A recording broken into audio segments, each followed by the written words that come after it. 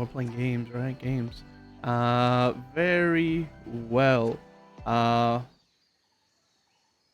and my camera's Can I not pass on. out these rings before we jump it in? You said one more time? I've got 2 rings of featherfall. Can I pass that shit out? Can you anybody just use you that? want to hand them out like candy? Sure. Who wants Yeah. to borrow one for the session?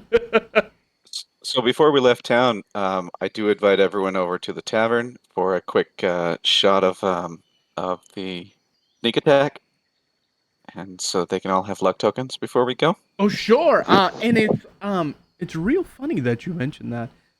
In fact, as we take you all, we set the scene in Snitsnark's brand new tavern called the Open Door. And there is a commotion as you enter. By the way, tonight's episode is called Some Enchanted Evening.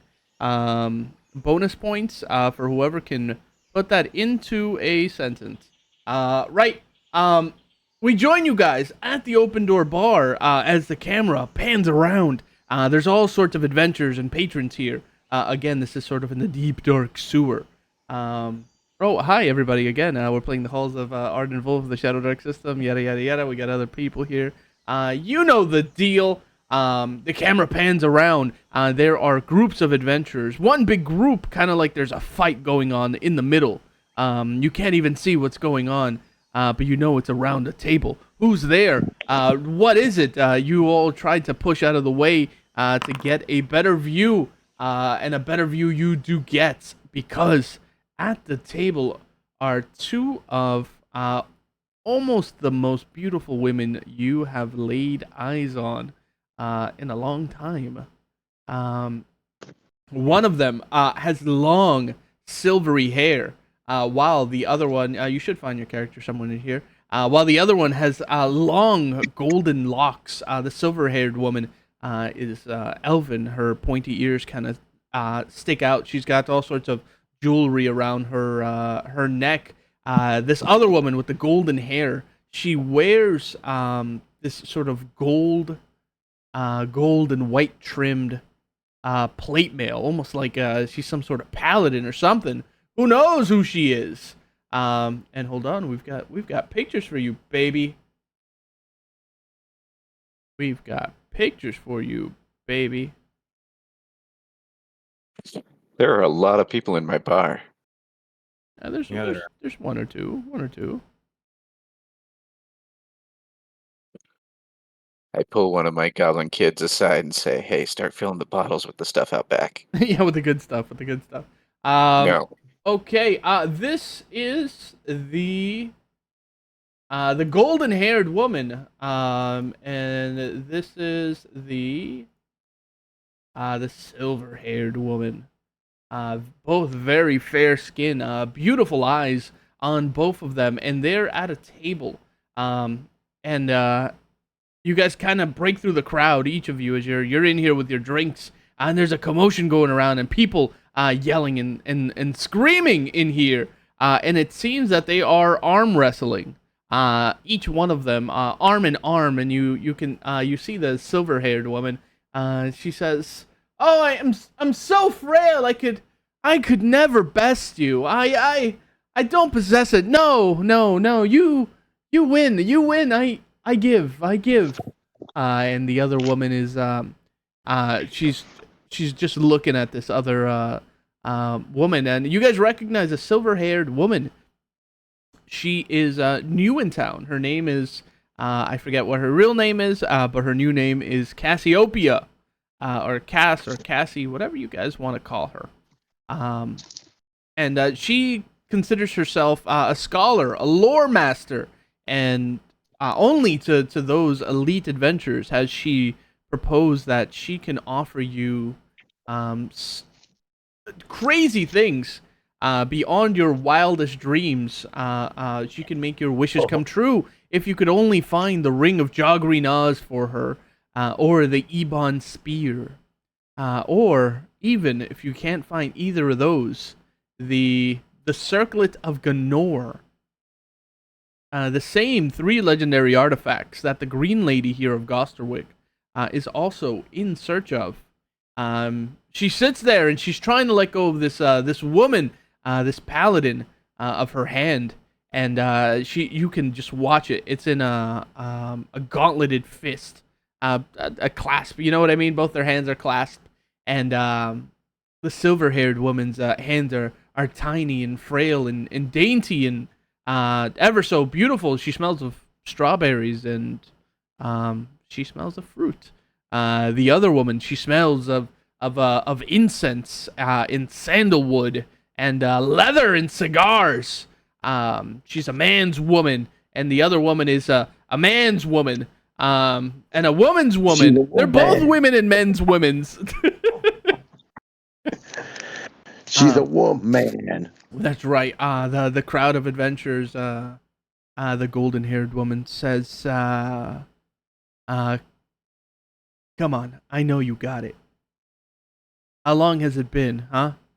Come on, for old time's sake." And silver-haired woman, "No, please, oh, I can't. The humiliation." And she puts her hand on top of her forehead. Oh, she does like the woe is me. And all the adventurers are like, "Come on, do it. And no, I couldn't. Snark, you're over here handing out drinks or standing on the top of a table watching this all happen. You all recognize this silver-haired woman. None of you, even though you're pretty seasoned adventurers, recognize this golden-haired woman either.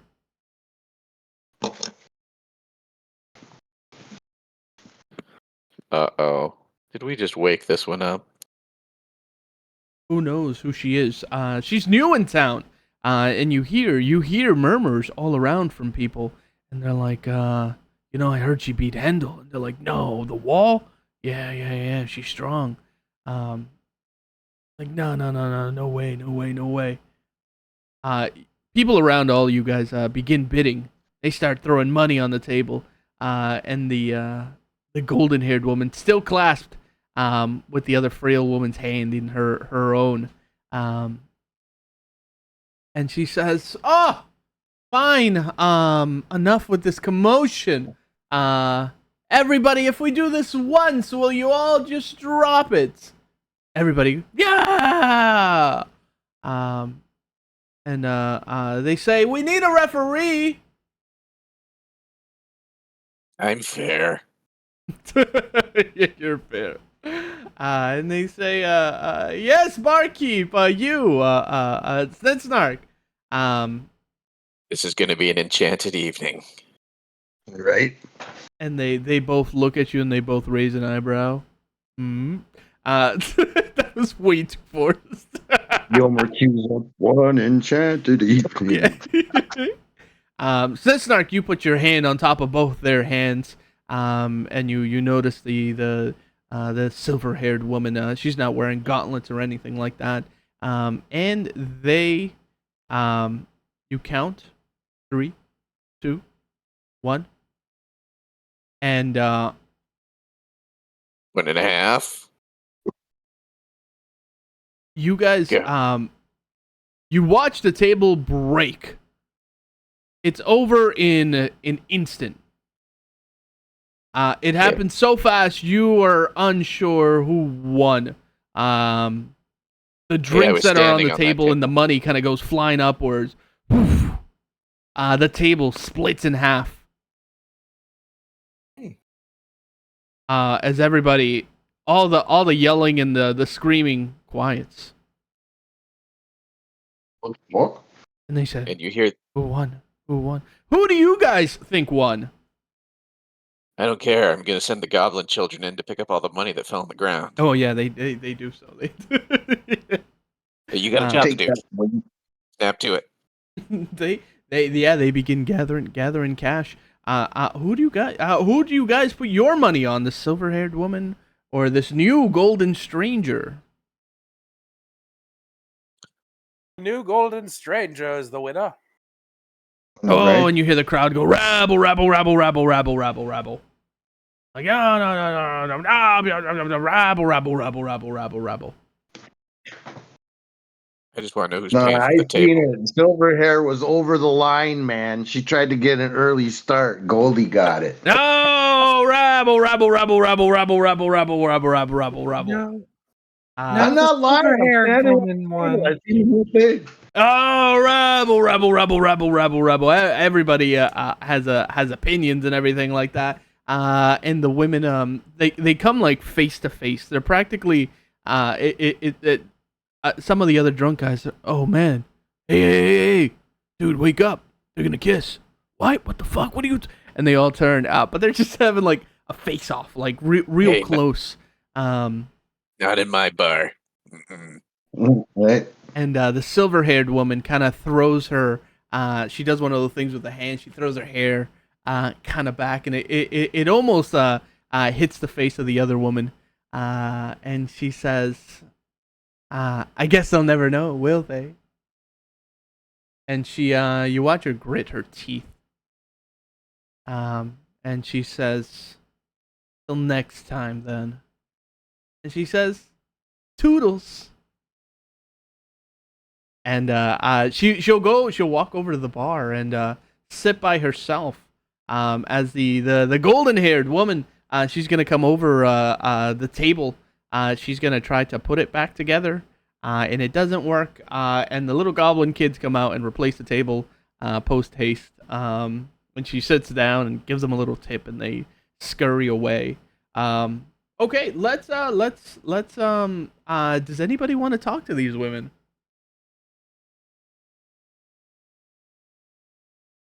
Would you care for Oldies. another drink? Right. Who are you talking to? You ask the Goldie. You need another drink? She says, I'm gonna need a lot of drinks for what I'm about to do pretty soon. In fact, you're Snitsnark, right? Shit. And she Nope. says, turn around. Yeah, no. Do you walk away? Yeah, I do. Get you a drink. Oh, very good. Ada, you approach the silver-haired woman. She's sitting at the bar, and a couple of patrons are kind of leaning over and talking to her. And she's doing that sort of, she's spinning her hair with her finger and everything. And she's definitely got like all the men captivated, and some of the women too. The bartender is kind of cleaning the same glass the whole time, just staring longingly into her eyes. And you, what do you do? Tap her on the shoulder? Do you have something to say to her? Yeah, I come sit next to her and I lightly brush her hand and ask the bartender to bring a couple glasses over. And she says, mysterious stranger, have we met before? Yes. Elbows and knockers out Some of enchanted evening ago. All of you. All right, that's the new rule. You all have to do it. you all have to say the Word of the episode title.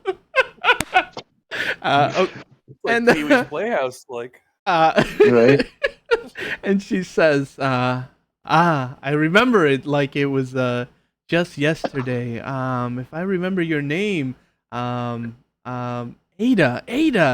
Yes, Ada. Such a pleasure once again. The pleasure's all mine, really, honestly, Ada.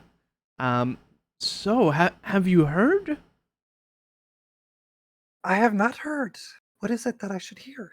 Bird is the word. That woman over there who was having a slight she's new in town. I don't know She's if you, cheating too, right? she's well, not between you and me, you know. I don't play favorites, but I would always pick me to win. But this is a really big town, you know what I mean? And by big I mean small. And she is just so much woman. And she sort of puts like her fist under her chin, and she just stares over at her. And she says, you know, she's gonna really get in the way of a lot of things.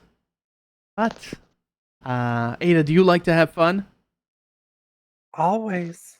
I do too, and I think this might be the start of a new relationship, don't you think, Ada? Of course. And with that, she says, "Ada, let's toast to new friendships and prolonged opportunities and new doors opening for all of us. Isn't that right?" Oh yes. Okay, and then we cut to Mr. Belvedere. Mr. Belvedere, you drink your no, you don't drink. You're a holy man. Um, I'm you as pure can be. that's right. Are you approaching any of these women at all? Yeah. Who's okay? So who did Call Ada? him a harlot. Ada, I unattempted. shall not. Yeah, the silver-haired woman is Ada. Speaking to her. Okay, I'll go over Ada to the priest. to Goldie. You go over to Goldie. She's having a strong drink, and she says, "Priest, My lady? how goes all here?" Tis goes quite well on this enchanted evening. Yes. Quite an Perhaps evening it is. perhaps we have not met. I am Tarragon Belvedere, but you may call me Sir Belvedere. She stands up and puts her drink on the table, and she shakes your hand, and it's a strong handshake, like a And really I, strong, like a almost like a tough guy, like trying to intimidate you handshake. how many rings does she have on her hand? One more time. How many rings does she have on her hand? She doesn't have any ring. She's just wearing gauntlets.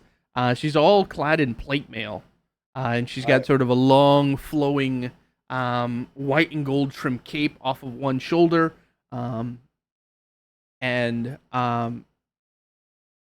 you can see she's got a necklace, and the necklace has, it says, it's got the pie symbol on it,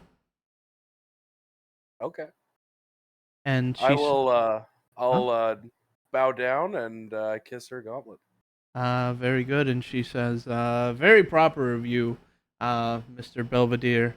Now tell me, I've been away from this town, much too long. I can tell you're a man, with good intentions, clearly. You, what have you noticed in Gosterwick since you've been here? My lady, I've only been here about 2.5 weeks. I traveled far, and I came here for my my best friend Blind Pete's wedding. A fine man indeed. Right. And she says, "What know you of that gentleman over there? Relix, what do you find yourself doing?" So Relix is kind of just looking around at the place, trying to see who's here, see if he recognizes anybody. Is Thexshaw here? I didn't see his little icon. Thexshaw will be here. Yeah, he's your retainer, right? You hired him. Yeah. Blam. We'll make him a little bit bigger. Thexshaw Oh, there he is. here. Are you sitting at a table alone with Thexshaw? No, I'm over at the bar. See? Oh, okay.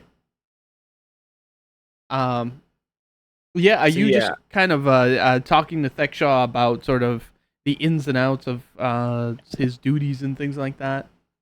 Yeah, and he seems to be interested in maybe challenging somebody in the place to an arm wrestling match. Oh.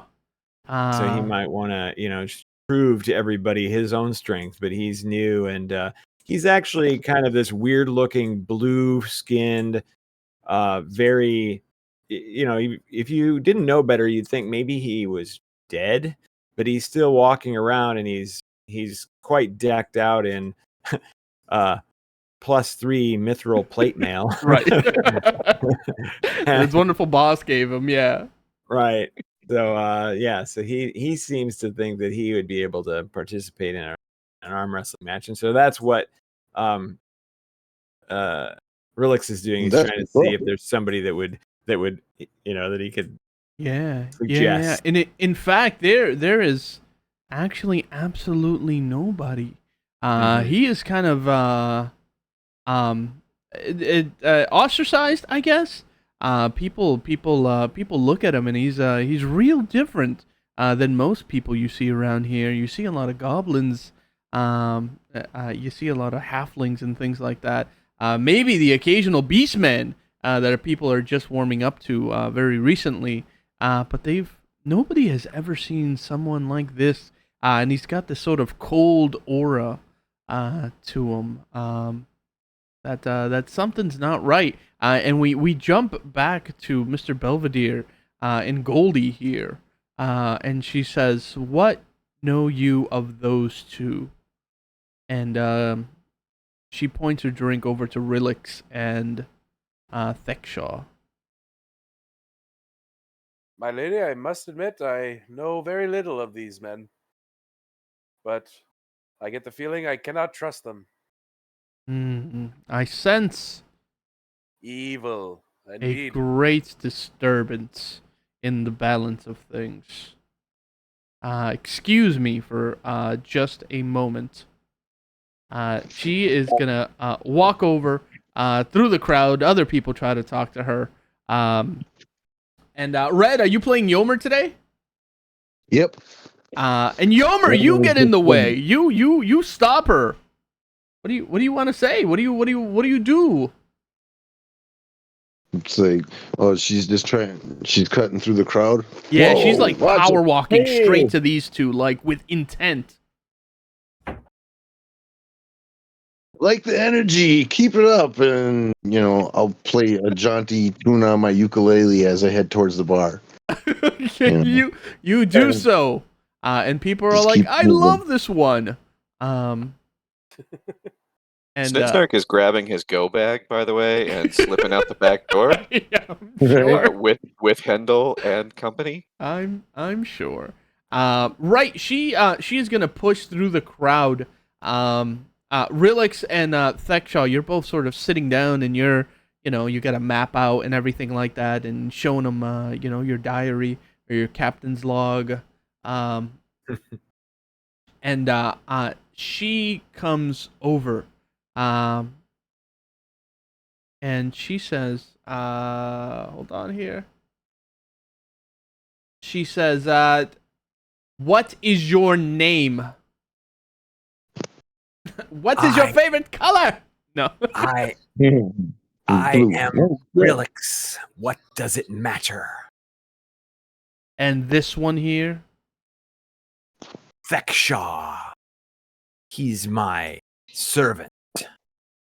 Ah, I understand. She grabs Thekshaw by the shirt and picks him up, and literally picks him up off of his feet. And then she goes to try to grab you. Do you get out of the way? Yeah, I'm not gonna let that happen. Yeah. You see it coming. You stand up and get out of the way. And she's got Thekshaw, and she is literally lifting him off the ground. His tippy toes are just barely touching the ground. And she says, "Clearly, Gosterwick has lost its touch. In fact, I think the whole bloody realm has lost its touch if we're letting these fiends go unchecked here." Belvedere Though- gasped. Sir Belvedere, what say you? And she turns to you as she's holding the mat, and Thekshaw's kind of like grabbing her arm, like trying to like get free. And Thekshaw is not having a good time getting out. I'm reclaiming the armor if he dies. Belvedere walks over and whispers, "My lady, I am a servant of Madeira. I do not wish for any bloodshed." And she looks at you, and she says, "Holy man, you do not wish for bloodshed when there is evil about, when there is villainy afoot, when the hand of justice, the glove, the dainty hand of justice is ungloved." And she says, "Nay, no more shall Gosterwick live in fear everybody who's in here, all you adventurers, let it be known from this day onwards, my name is Isadora Priscus, and I have returned. Let all those who worship evil and wish to do harm upon others, that they shall be dealt with plainly by my hand. No more shall innocent lives be afraid. From this day forward, I have heard of the Sedites and the cults and the debauchery in this town. And no more, I say. The cult of Set, consider them destroyed. Anyone in here who wishes to take up arms to do what is right in this world, you shall stand by my side as my accomplice. Those who worship evil and their sinister ways shall be put underfoot from this day onwards. In my previous life, I was much too tame and passive. And look what it led to. Arkantos is in ruins now. No more. It is now the time for action. Remember this on this day, on this enchanted evening.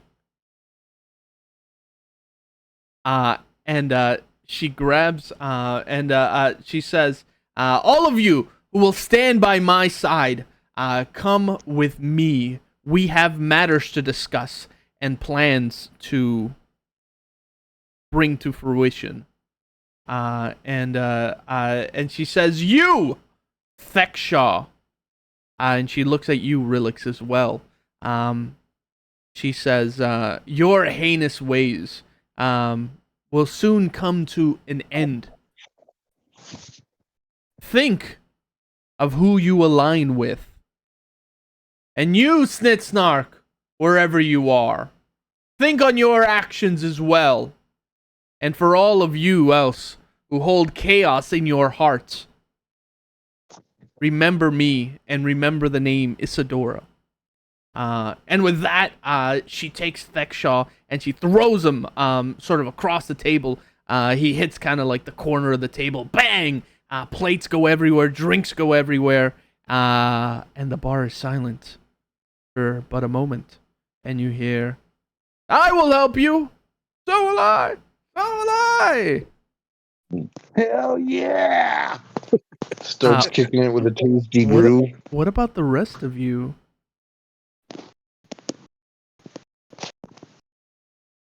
This did not turn out to be some enchanted evening.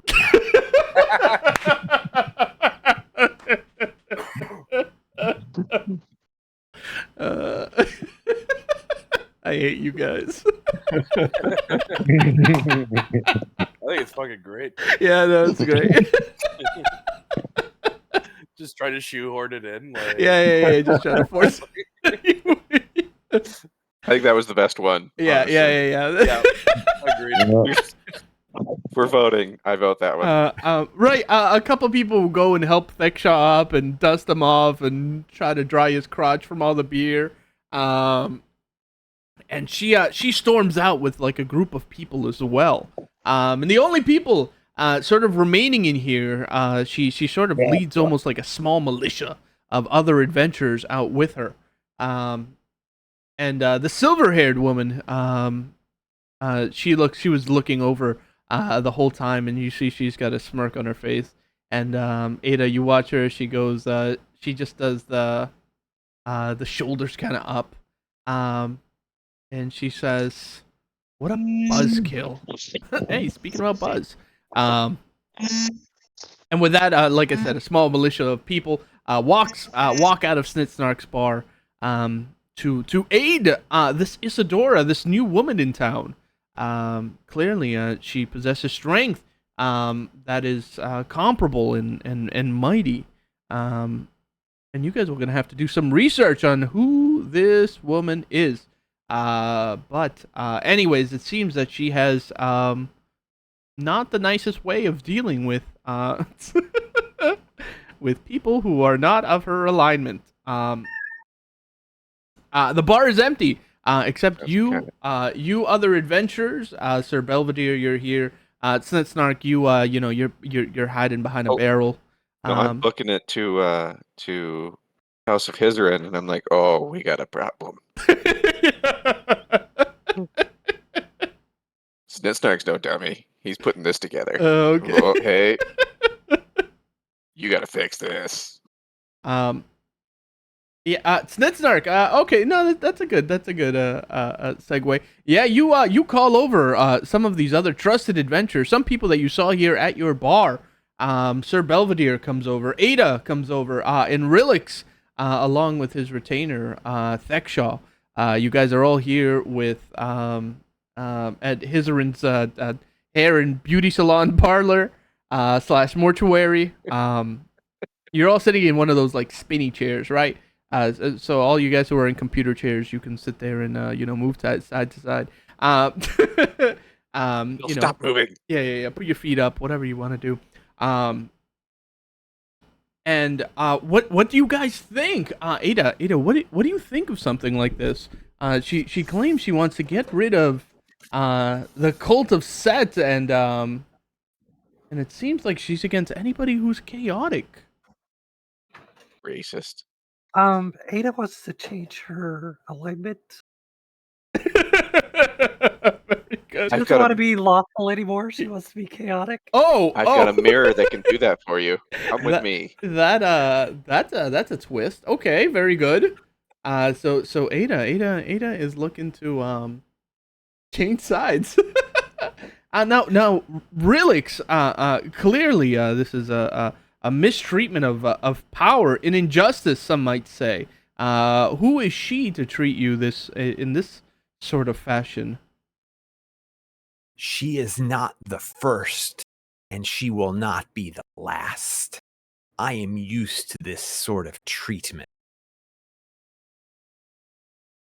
And now, Sir Belvedere, you were almost her right hand man for a minute there.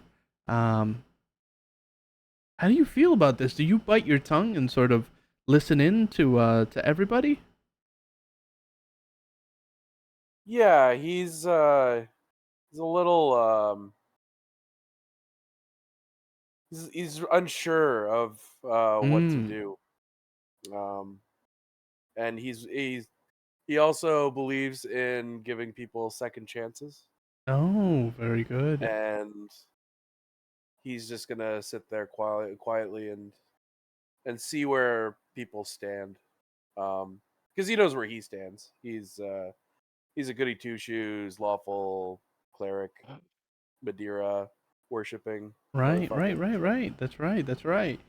In Snitsnark, clearly you you pack your go bag, you shutter the tavern. Yeah, and you get a chill that goes all the way up your spine. Yeah.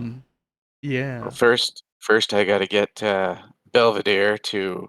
Belvedere, come with me. I want you to look behind this closet at this mirror I've got here. Yeah, and you unfurl go it, ahead. and Belvedere becomes evil. Yeah. Yep, done. And next, we need to get the golden-haired lady to look at the mirror. That'll change all this. Yes. What is over here? Oh, you're gonna like it. Don't worry. Yeah, it's gonna be real eye opening.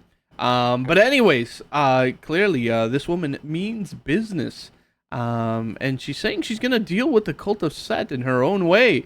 This might be either a blessing for you guys, or maybe a curse. You haven't really met too many of the Setites. I have. You've met some of the Setites, right?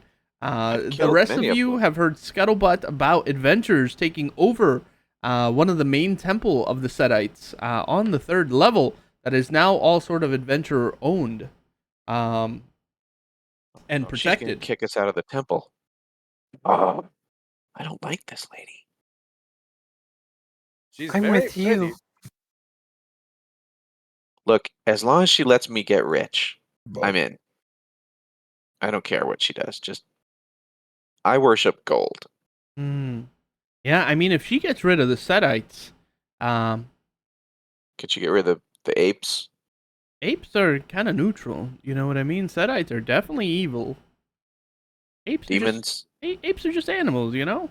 Um, but chances are she's probably gonna keep or distribute amongst her own um ranks any gold and any magic items and anything else like that they find. So it does pose a threat to your bottom line, if you will, all of yours. Right. I call over one of my street contacts, and in your thief life, sure. I'm gonna call over one of my neutral ones because I don't want him to get fried on sight. Okay. Yeah. And I'll send Hendel. He's neutral. No. And I'm gonna send a message to her and say, look, there's a group of us that all we want is to get paid. We're hands for hire, so to speak. We're not going to cause any trouble in town. We've been helping the people of this town by distributing the wealth that we have discovered and helping everyone to better and benefit. We'll kill the Setites for you. Yeah. No, not kill. We'll take care of the Setites for you. That sounds better. I send him on his way to go deliver the message. Okay. To the to this Isadora woman. Yes, but the message is coming from Hizarin, not from Snitsnark. Is that what you say? Yes, Okay. keep my name out of it. Okay. Let's check Hizarin's alignment real quick. Let's see. Hizarin's neutral for now. Okay, that might work. That might work. A couple neutral characters come over. Yeah, no, she's you hear back that she's excited to work with um some right-minded individuals.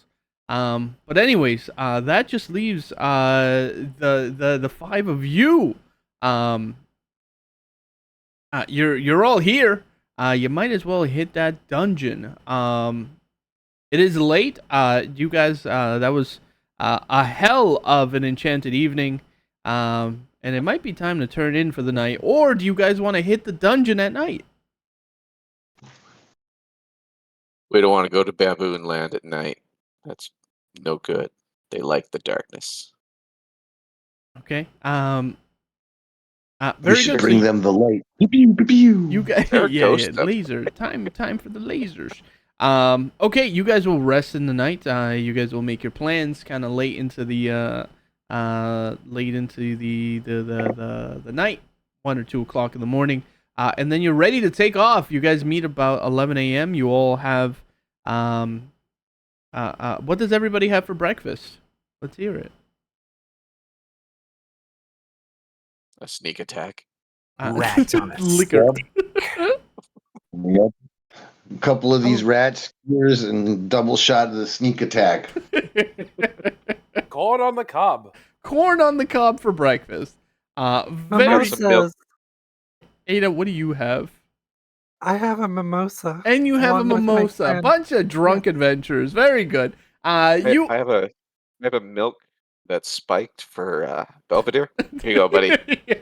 Milk for My you. curdle. he's yeah. I think a curdle's just in your hand. I am lactose intolerant. Oh, this is all canon. Write this down. You're also fun intolerant. Heyo. Okay, because everybody had breakfast and because it's Snitsnark's bar, everybody will get a luck point if you didn't have one. And very good. We take you guys. It is almost about midday as you reach the top of the ruins. Once again, a familiar sight, a familiar smell, a familiar Arden Vol. As you guys were sort of getting ready, you did hear rumors in the bar as you guys were hanging out earlier. So let's roll for some rumors, baby. Everybody roll a D100.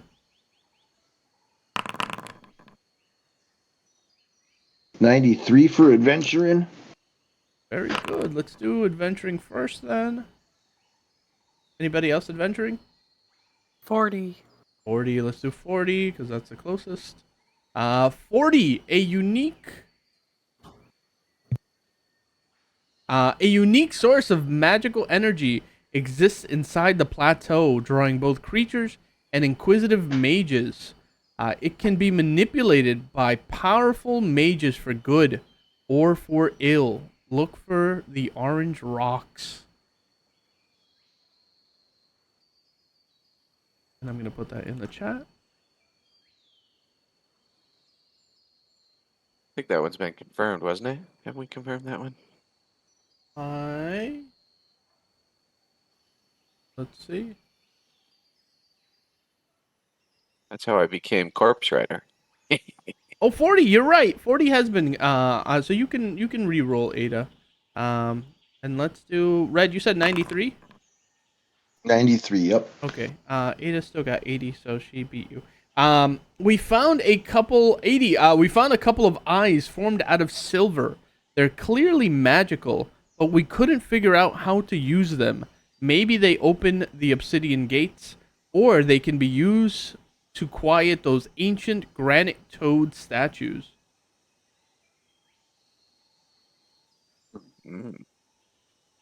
Archons unite.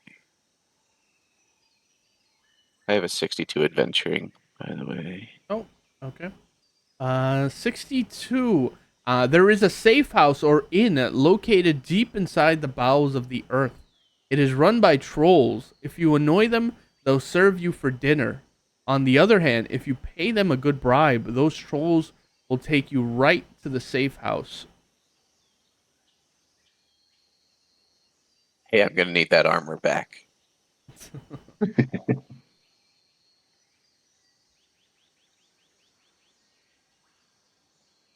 Okay. Anybody else for adventuring? Oh, Ada, you got an 80. 80. On the 8th level underground, you can find a grotto filled with giant carved heads. The heads sing in recognizable tunes. If you can get them to sing the right tune, they reveal a treasure vault. If they sing the wrong song, however, everyone dies.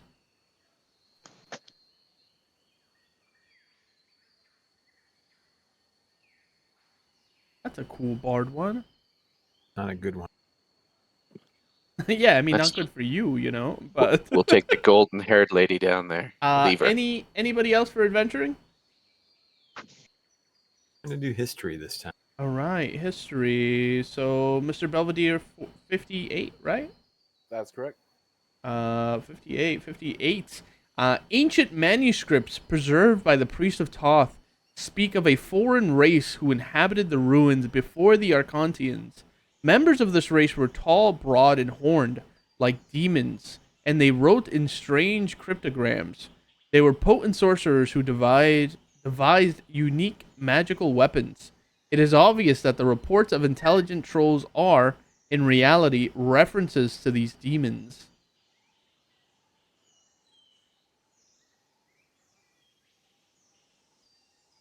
Mayhaps Celestials. Mayhaps. Who knows? Very good. And then relics, last but definitely not least, 73. The Swordians are usually thought to have been unanimous in their goals and tactics. In fact, they were as diverse as their opponents, the Theosops. Priscus Pulcher, often seen as a radical firebrand, actually advocated negotiation and compromise. He was opposed by other Swordians who believed in violent rebellion.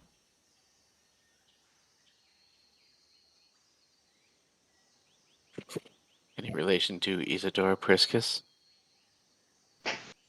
Sinister, were you there when the body was found? Under the statue? Yes. Yeah, you did find the body of That's right. this man. I took his ring. In fact, you did.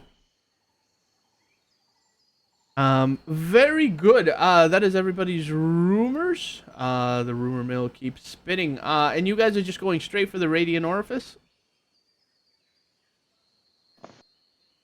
Yes. All right.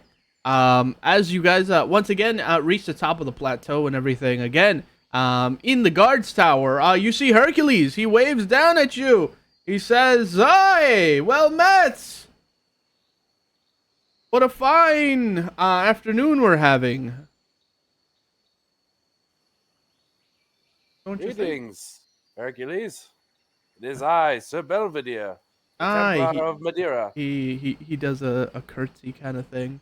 Sir Belvedere, welcome back again. Hey, did you guys I heard from oh, what did we name her? I heard from the last shift about something going on in town.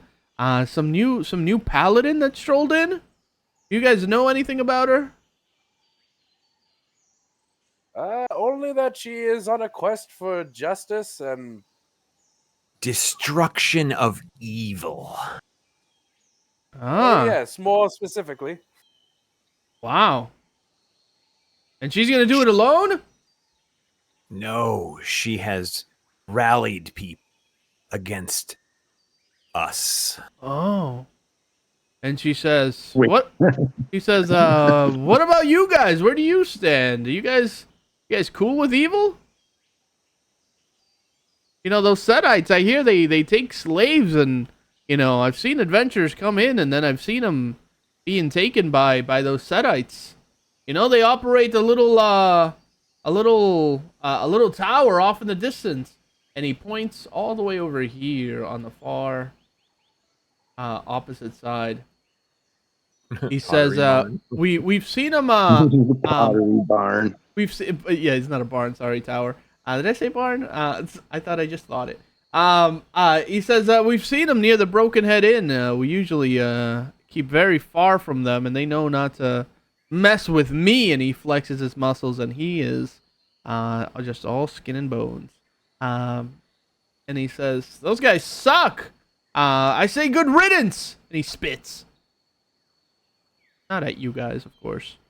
I, for one, support her. I think whatever cause she's, whatever change she's trying to bring about, I think it'll be good for everybody here and those new adventurers. I hate to see any of you guys or any new greenhorns sort of get taken by those people. Does he notice Beckshaw? He does notice that. He's looking down from way up above. He can't really make out, very clear, whatever.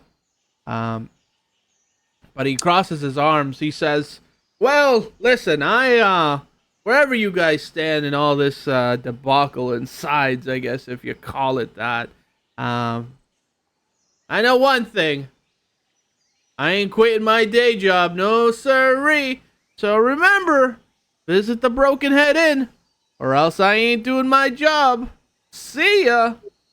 Hey, wait, before you go, did you enjoy the barrel I left you? Oh, and he says, "Oh, some of the strangest liquor I've ever tasted in my life. For better or worse, Master Snitsnark." And he says, "Kettlebelly is actually offering it now. I think he's still got half a barrel left. If you were to visit the Broken Head Inn, some of the traders in there are real happy about it too." Wait, he's making money off of my brew? No. Maybe? Listen, you didn't hear it from me. I turn to Hendel and whisper to Hendel, "Hendel, we're going to send him a bottle of his very own. Be sure to poison it." And then I just walk away. Yeah. Okay, unless you guys have any more questions for this guy, you guys will traipse through the plateau once again. Before reaching the Radiant Orifice, you guys come upon a well. As you peer down, you can see that there is rope that descends all the way down. And the other thing that you spot is that there are mirrors. There are sort of these big angled mirrors, round mirrors, that seem to almost reflect the sunlight that's coming in. And it bounces off all of them. It is very easy to climb down. The mirrors are very sort of stable and a good foothold and good handholds. Do you all descend? Belvedere descends. Very good. Belvedere, you're the first one down. And as you're getting down, it is about a 200-foot trek to the bottom. Or 200 feet down, if you will, not a trek. Bring a feather fall after me. Yeah, oh yeah, very cool. You jump and feather fall your way down.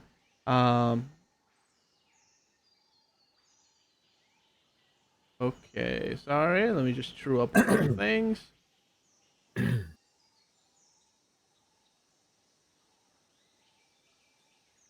Sorry.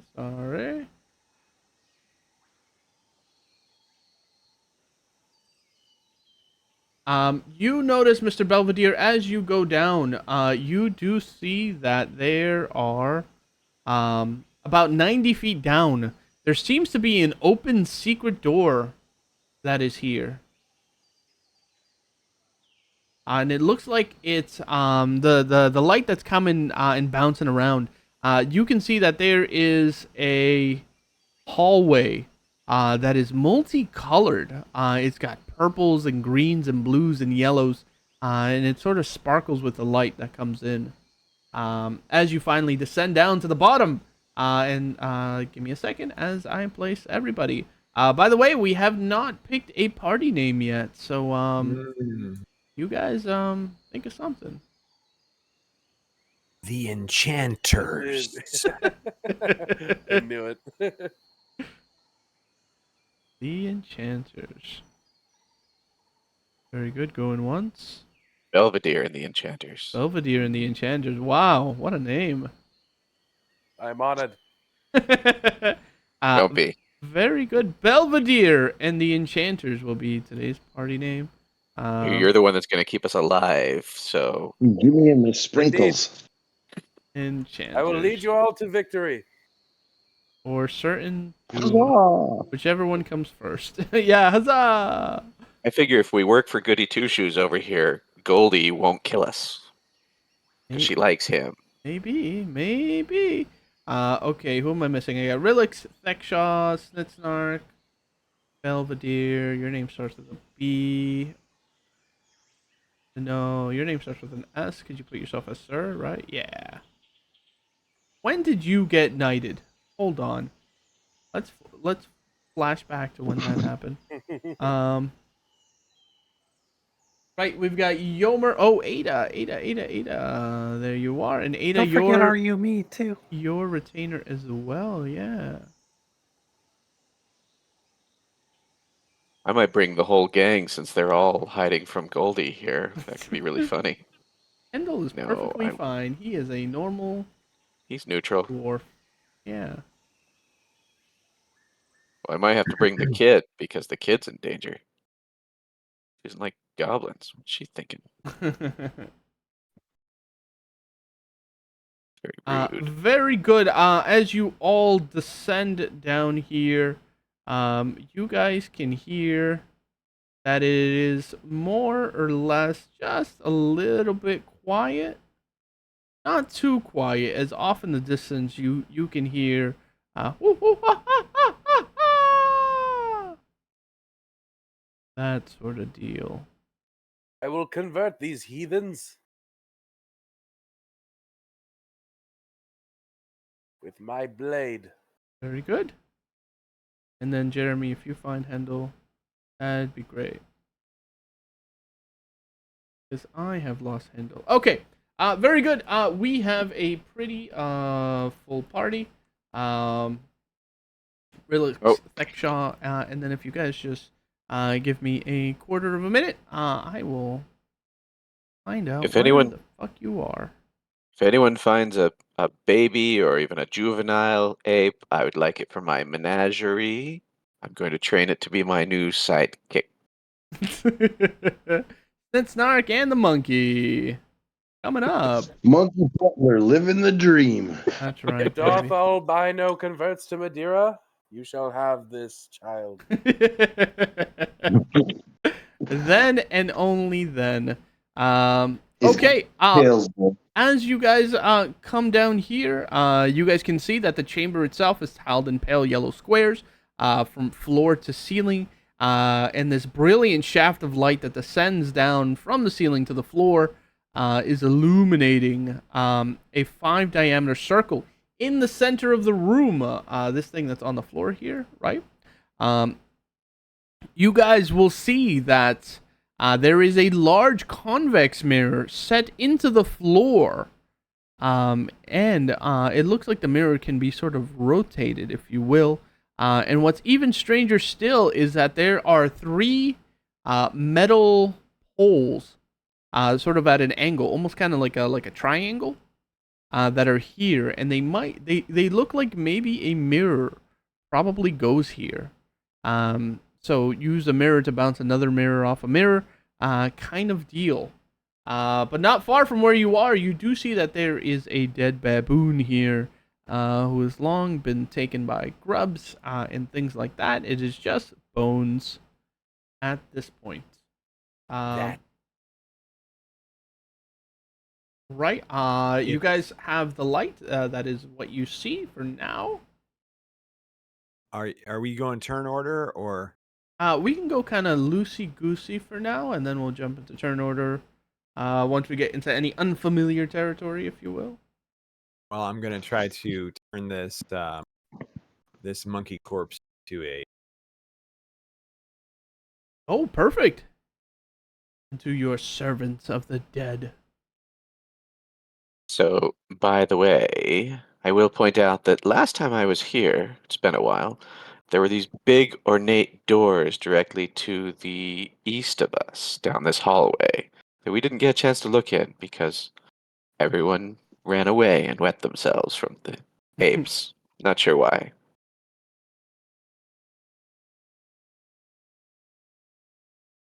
Oh yeah, and someone, well, I mean, out of game, someone had like the egg of the cockatrice. Oh yeah, and kind they of saved the day. yeah That's they right. that forth a thing.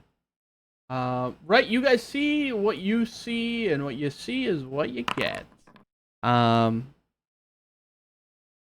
Very good. Oh, and you get to do it at advantage. Nice. So I'm Very using the good. new spell that I now have that I haven't had before this character. So it is Oh. they maintain the shape and the level that they had in life, but lose all their abilities. They gain the attacks, stats, and abilities of just skeletons or zombies. So is this all skeletal, or is there some meat still left?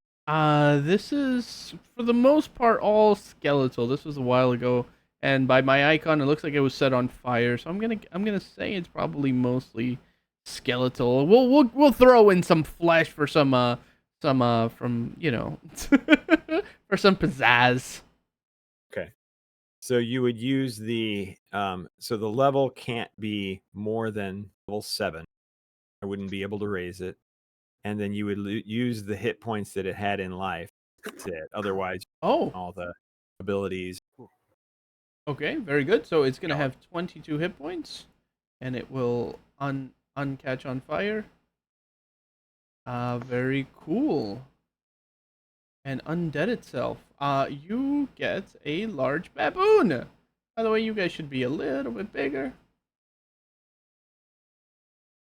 Make my player characters grow. What's the level of it? It is level 3. A level 3 monkey man.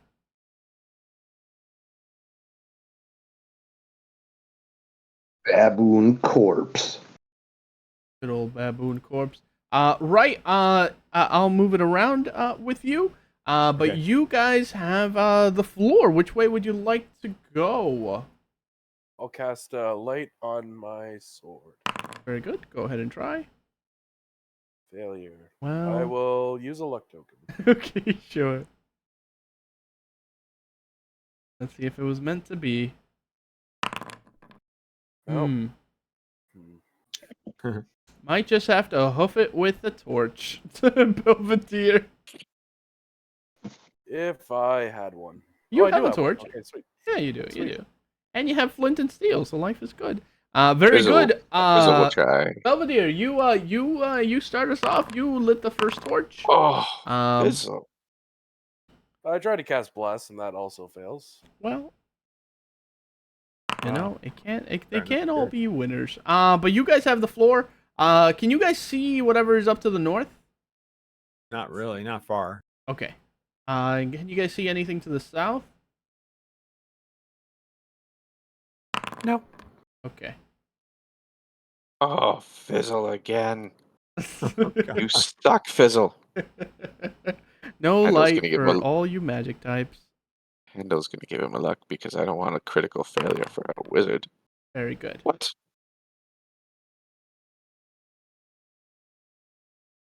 Go ahead and drag that light spell. And again, the game's on pause. You guys can move as you like. But there definitely should be a mirror that should be here. If only you can find it. Snitsnock, you've been I- down in these halls before. Yes. Which way say ye? To the west. No, to the east. The other way. Other west. It's dark down here. I don't know. You guys all did pass through that by that secret door that was 90 feet down the well as well. So something to keep in mind for your back pocket, if you will. Nope, But you begin traveling with Belvedere in front and Thexshaw right behind him, or vice versa. As you begin traveling, you come upon a mirror. Here there is a mirror that is on the ceiling, and it is sort of angled. We have wizards in the party, right?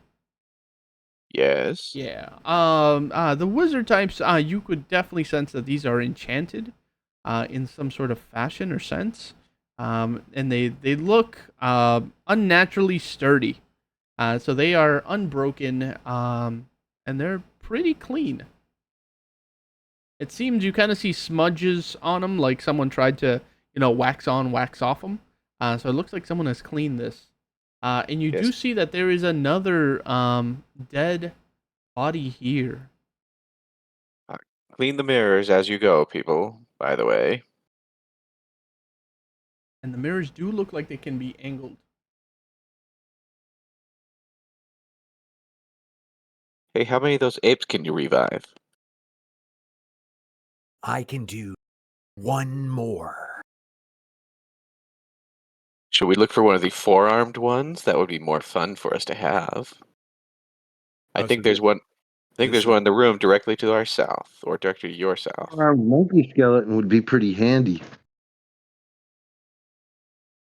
Yeah, I can do four more levels worth of life. Oh, So I I don't think- know how, if it was higher level than that. mm, Perhaps we should leave the dead as the resting. what? You forget who you are partying with, sir. Indeed. You know what? For that, Fizzle, bring this skeleton with us. Does this skeleton look any different than the other one? Is it bigger? Is it different? This is just a regular baboon, another albino baboon. Is it recently dead? More recent than the other one, or the same decay? No, the same amount of decay. So dead for quite a while. It's been out of game. It's been quite a while since people have come down here. Mm-hmm. The monkeys are scary, man. Yeah, the monkeys have TPK'd quite a few parties. Jeez. I do not fear these albino heathens. that's right, brother. You keep living with that thought. Belvedere, as you make your way down here, you can see that there's definitely been some fighting in and around these halls. These are all mirrors. All these green boxes. Yeah, those are all mirrors that are sort of pasted all around the walls, and again, they all look like they can be angled.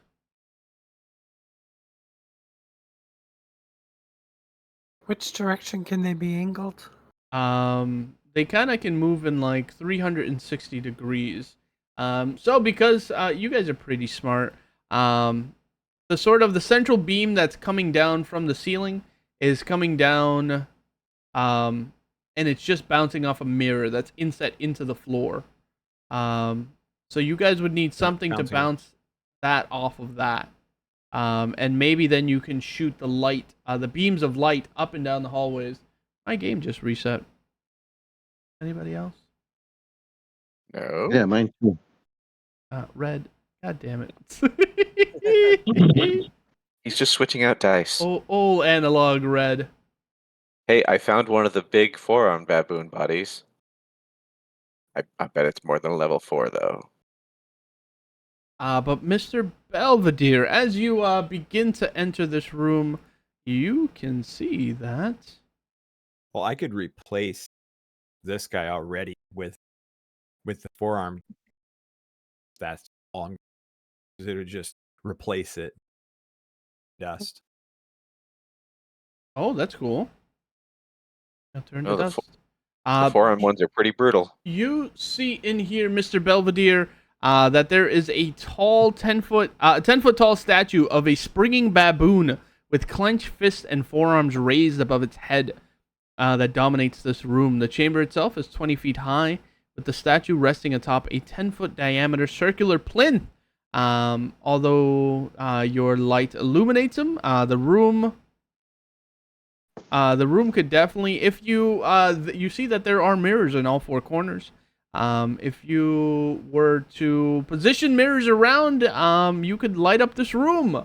But unfortunately, you're missing a critical piece of it. The frescoes on the wall of the chamber show humans and baboons working together to smash a variety of enemies, including humans, crocodiles, and bipedal amphibians. A large human ear is painted on the door, which is up to your north. The room in here smells strongly of baboons, and it is pretty overwhelming. Let's jump into old initiative here. This isn't the ornate door? This was the Um, ornate door. Oh, I forgot to throw you in the initiative, Yomer. Hold on. Snitsnark, you have the initiative. You do see that there is a hallway that goes south, and you do see that there is a door with a large human ear painted on it to the north. I'm going to inspect the door to the north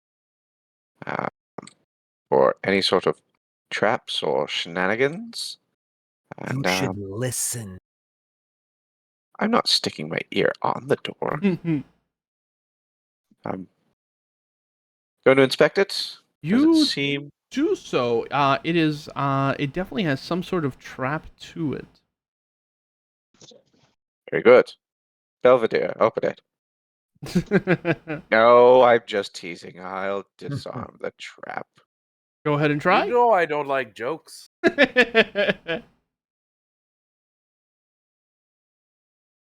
You do this with advantage, sir. Yes. Rolling really low tonight, fellas, so let's see what happens. Yes, I'm feeling very confident about this trap. This is very good. Very good. And I just walk away. You're gonna keep it? Yeah. Very good, Snitsnark. A poison needle. You try to undo this trap, and a poison needle will stab you. You are Okay. gonna take 1 HP damage plus loss of 1 point of con per hour for I'm the next... immune to the effects of poison. Whoa! You gave it to me. Death Very- sting blessing. Very cool. You take a point of damage. Pink. And the door is still locked. Well, I've disarmed it. The hard way. Yeah. And I step away. Okay. Oh, it's locked. Belvedere, anything you'd like to do? Well, You the door's see- still locked. So. Yeah, you see a corridor down here to the south, and you hear hooting coming from the south. Oh, oh, hey, oh, oh, hey, oh, oh. Bizzle, I'm not sure your stalker did his job. Oh, oh, oh, oh. Swing and a miss. I'll unsheath my sword. You do so. Shwing! You can see just to the south of you seems to be an open doorway, and then there is another closed door as just opposite to that. This hallway is fairly narrow, about 5 feet wide. And all along like the edges of the floor, it is all covered in shit. And white hair and dirt. What shall ye do, holy The man? door. Very good. You reach 2 doors. Oh, you never lit that torch, it seems. No. You reach the door behind you smells strongly of urine. Hold on. It smells. The chamber is sort of filthy. It's sort of undecorated, and it's the strong scent of baboon urine and shit. You can't see anything, but the door in front of you looks serviceable. It looks like a regular door. I'd like to hear what's going on in the door to the east. Yeah, you hear.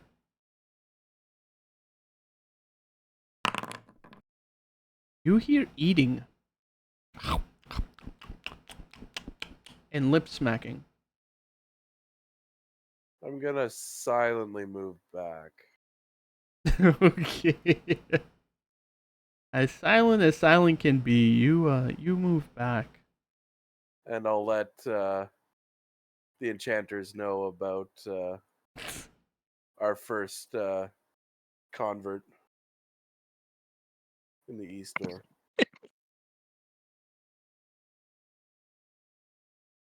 Very good. Yomer, you are up. Yomer, Sir Belvedere has told you about some noise down south. Well, you guys can all hear the hooting of baboons down south. But Sir Belvedere tells you of some eating happening in the room just to your southeast. What shall ye do?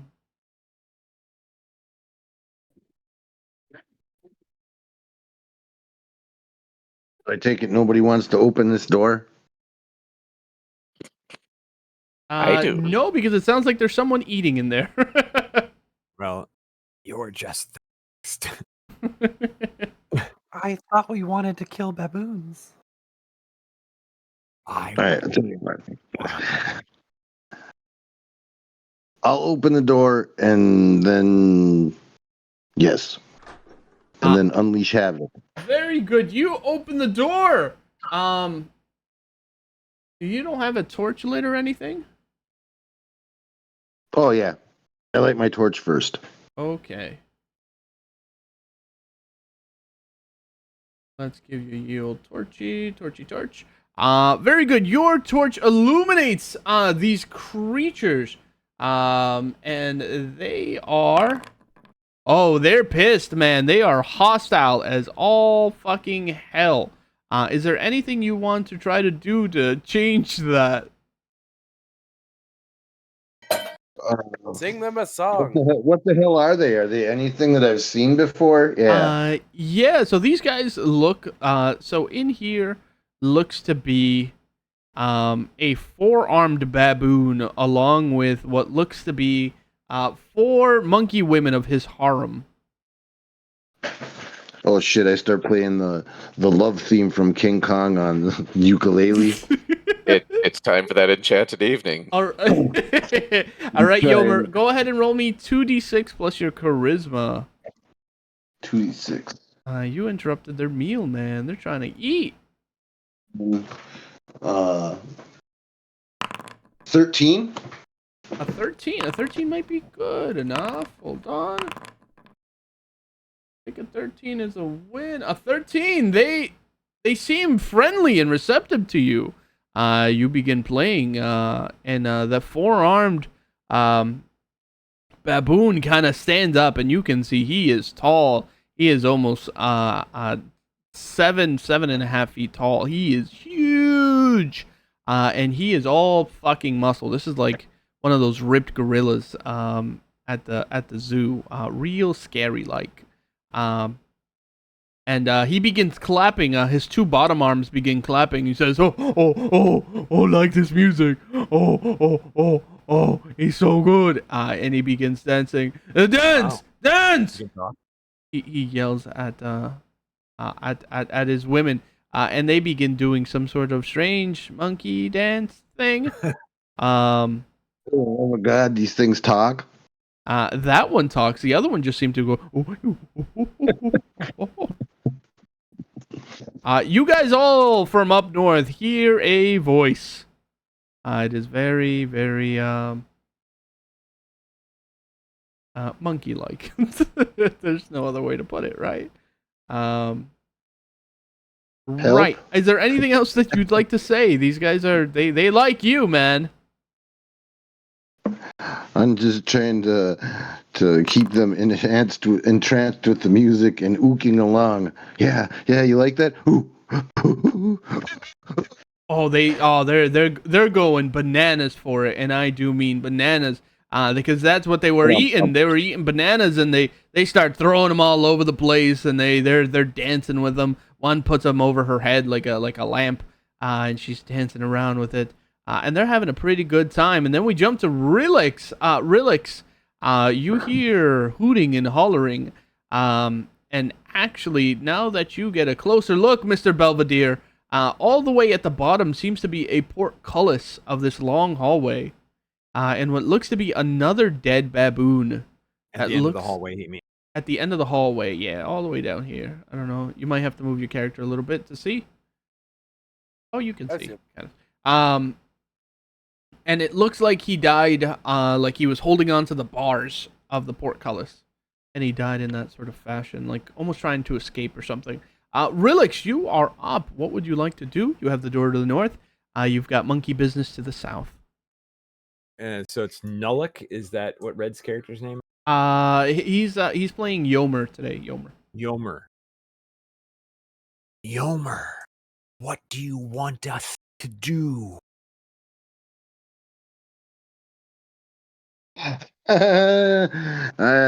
Yomer has no idea what the fuck he's doing with these monkeys. What am I supposed to do with these things? I'm not gonna stop playing and risk getting attacked. I'll back up slowly towards the party. I'm like, I don't know. Does somebody's got to have animal handling or lure them to us? Do not fear, Yolmer. So Belvedere will convert them to Madeira. I will just kind of wave him toward us. Yeah. Yomer starts coming back. The apes, they follow Yomer out. It's almost like he's like the Pied Piper, but it's monkeys. The monkeys will. Oh, if I hear them coming, I'm hiding somewhere. I'm like, No monkeys. No monkeys. You stay where you are, sir. Hey, it's off. The monkeys. It's not Yomer's turn right now, but you're letting him bring them out. He's only stepped out thematically. For story purposes. They're not going to rip your heads off. Come on, they're friendly. What could possibly go wrong? They wouldn't break your back like Bane, please. Anyways. Hello? The gorillas come out, they're dancing, and they say, really like. He says, you do dance. Dance! Yomer, dancing. yeah, Yomer's dancing along. What about the rest of you? Oh yeah, dance my way out down the other hallway. Okay, so I'm gonna command my skeleton baboon to Uh-huh. to post up right at the edge of the hallway here. Okay. Yeah, there. So that He's out of yeah. sight. Yeah, just out of sight, and then I'm gonna cast Good idea. Bonebound Sentry on him. Okay. Hopefully. Yeah, let's see what you got. Yeah. All right. Very cool. You double So the now size. he is double the size that he was before.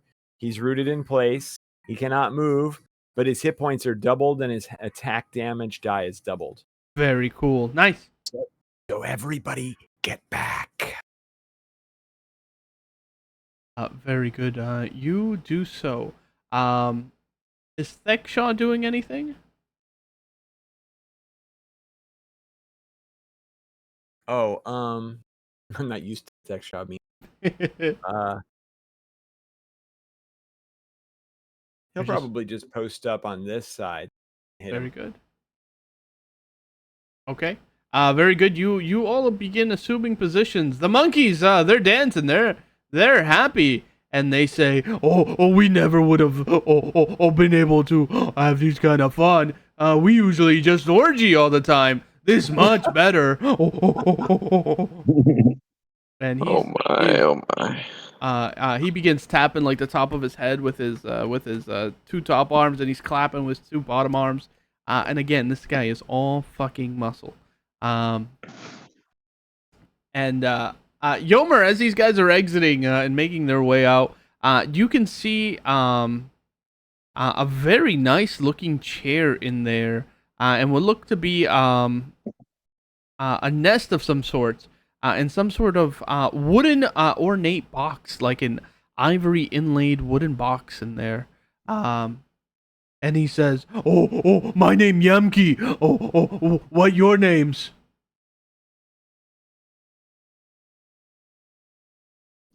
And that we'll jump to I'll point to one of the other characters to introduce themselves. we'll jump to Ada. Ada, you are around the corner, out of sight, out of mind, where there is no baboons. What do you want to do? Oh, she wants to find some love. Oh, perfect. And you, Ada. Ada is such a romantic, let me tell you. But first, she's gonna bless her friend here. She's gonna give she's gonna cast Holy Weapon on Ayumi's sword. Okay, just in case. Just in case. Love with a holy weapon. Yeah. That's right. Oh shoot, she's gonna use a thingy. Use your luck, yeah. Where's the spells? Night's going well, I think. That's, I think, third, fourth critical failure. Good There we night. go. Burning all that luck. There we go. Very good. Then Ayumi's gonna go over here, and Ada's gonna stand over here. Can I do that? Absolutely, you can. And the monkey man, the baboon, he says, "Oh, your friends. Oh, no, they don't talk too much. Why they don't talk? They afraid? You afraid?" He yells at you guys. You guys hear hooting from the south. You hear it slowly getting louder. Man, we got to do something with this guy. Somebody needs to talk. Sir Belvedere's right there. Sir Belvedere will step forward. You do so. And he says, "Greetings, friends. I am Sir Belvedere. Perhaps you have heard of the great deity Madeira?" No. No. That pious riff. Who's that? Is that new boss? Yes, indeed. Oh, no, Yamki no hero Madeira. If she knew boss, Yamki good soldier. Yamki play along. Yankee do his job. And if you wish to be a servant of Madeira, please kneel down so I may knight you. Oh, is this game? Oh, we like game. This is no game. Oh, no game? But I want game. Well, I need you to be converted to Madeira. Oh, Madeira, new boss, right? Indeed. Okay. He drops on like one fist. He says, "Oh, do it." And secondly, what is your name? My name Yamki, and this is my harem. This one is, and this other one is, and this one is, and this other one is, very difficult. Ugh. I know. Harems, am I right? Oh. I want you to tell us their names again. Listen here, you son of a bitch. Just hit rewind on the Twitch. Yeah, go back. Yamki, in adherence to the laws of Madeira and the universe, I convert you to the great religion of Madeira. And I tap him 3 times on the shoulder. Yeah, and he says, "Oh, this is Yemke's favorite day. This remind me of a time when Tresco dead now. Oh, that's so good. Oh, he begins pounding on his chest. He says, we celebrate. We have orgy. Yeah, orgy. And all his baboon women turn around. And you see their bright red butts, and they start shaking them. And he says, "You get first one." And he points at you, Belvedere. Not know very much about the religion of Madeira. Oh. But You almost played very white. Sexual Pulled healing, out you some- mean? I'm just gonna pull up a chair and pull out some snacks. He says, Yeah, this guy. I get more women for harem. You wait here. I have one for each of you. Oh no, nope. I've taken a vow. Stand still. And Please, God, no. Just fight in this episode, the party gets into an orgy with a couple baboon ladies. Let's see how it turns out. Snark's gonna turn invisible and shoot the dumb monkey. Nope. Okay, yeah, let's jump back into initiative. Snark, you're in the back, and he's looking to get more people. He seems relatively friendly. You know. And you're gonna shoot the monkey man. Absolutely. Very good. Go for it. So I'm going to first activate my cloak so that he doesn't see me anymore. Sure. I don't want to see this coming. And then I'm going to reposition. So I'm shooting around this statue right over everyone's head. Actually, I'm going to walk up onto the statue so I can shoot over everyone's head. Sure. Touch the cursed statue. I mean the regular statue. I've already climbed on this statue. It's not. Yeah, you've marked it. Very good. This is what happened last time. Climbing around on statues and shit. Yeah, that's how he summoned a demon. Listen. Monkeys on one side, demons on the other. That's right. It's going to go really well. Very good. Go ahead and take your shot. You got it. He's not bringing out his friends for me. Thank you. Very good. A 20 will hit him for 37 points. He is still alive. That's fine. He screams. And then Hendel's going to charge into the fray. Okay, sure. And start swinging. No, back up. Oh. My guys are stuck to the ground. My one guy's stuck to the ground. Right. That's right. So Hendel will lead him in. Hendel is going to start beating his chest and go, "Hey, monkey, I've got some lovin' for you." And well, you know he wants to kill you, Snark. Snitsnark, you're making a Shouting. lot of enemies lately. Right. Snitsnark runs down this hallway. Sure. Yes. So he can hide around the corner. Woo. And Fizzle. You know what? Fizzle can hit him with something. Yeah, If he let's see doesn't- it. Fireball. he doesn't Incinerate fizzle out. Yomer and Belvedere. What do you got? You guys Sorry? can take it. Oh yeah, yeah. No problem. Yeah. Won't be like that one guy. All I need is my devotion to Madeira. That's right. Well, I can see past them with some light, right? I can see this baboon that's by the portcullis. He's the dead one. Yeah. So if I aim fireball on him, will it hit my companions? Like how So far away can I? This hallway is a little bit short. And so this guy's almost like 8 feet tall. You can shoot it at the ceiling and it might not hit Belvedere and Nullik. Well, roll a d6. Let me see. No, you think it might hit him. You think the guy is too big and it might might hit hit your him. allies.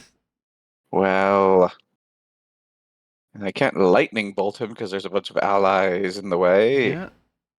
Ooh, Stupid allies.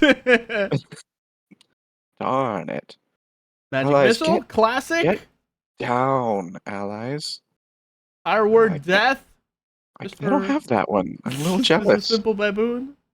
I wish my pummeling fists would do it too, but there's always friends in the way. Wait a minute. Belvedere's a goody. He'll be fine. What are you gonna do?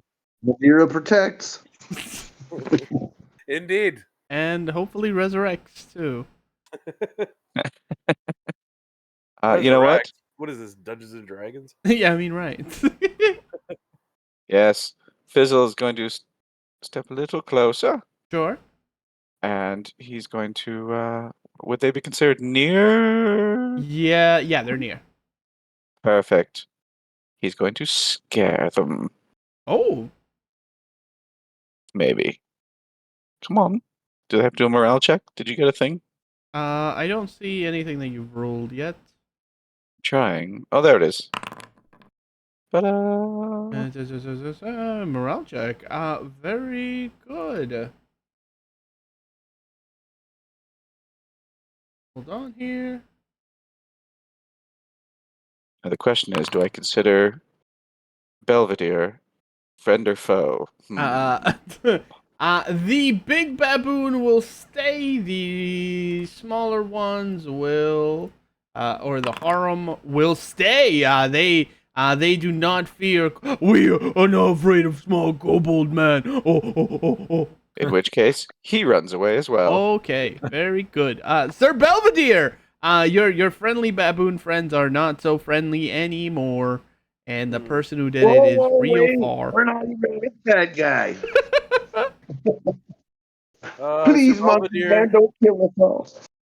will use his Shield of the Lion ability. I forgot to roll my bad guys into the initiative, but they rolled low. Good for you guys. Let's see. What do you got? What do you got? Anything good? Yeah, I'm going to use the Shield of the Lion's ability. Once per day, you can command the lion to animate and bellow a ferocious roar. Whoa. And they all hostile creatures within near must immediately make a morale check. Oh, another one. Wow, you guys really want to scare these guys. Very good. The lion will roar. The smaller baboons are afraid. The larger one, though. Of course they have. Oh, he doesn't like lions.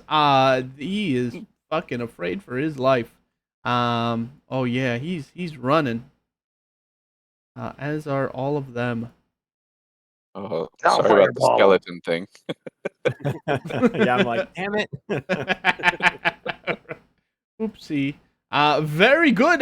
Your shield will bellow out this loud roar. You hear more of that hooting from the south, even louder still. Oops.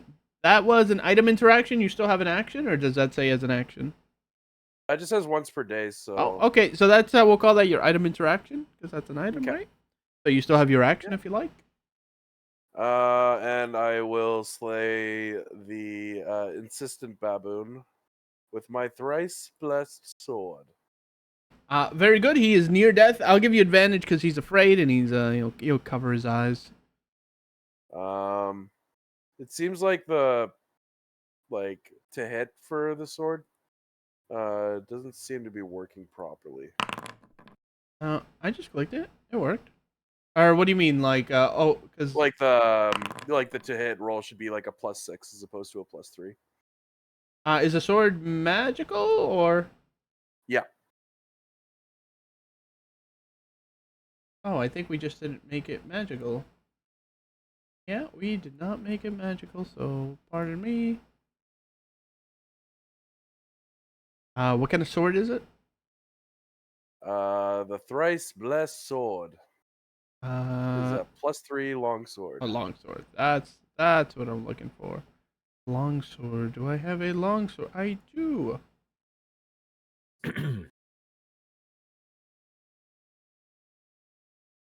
Everybody hold on. +3. Is that from the book? Or is that just a Yeah. item you named? Oh.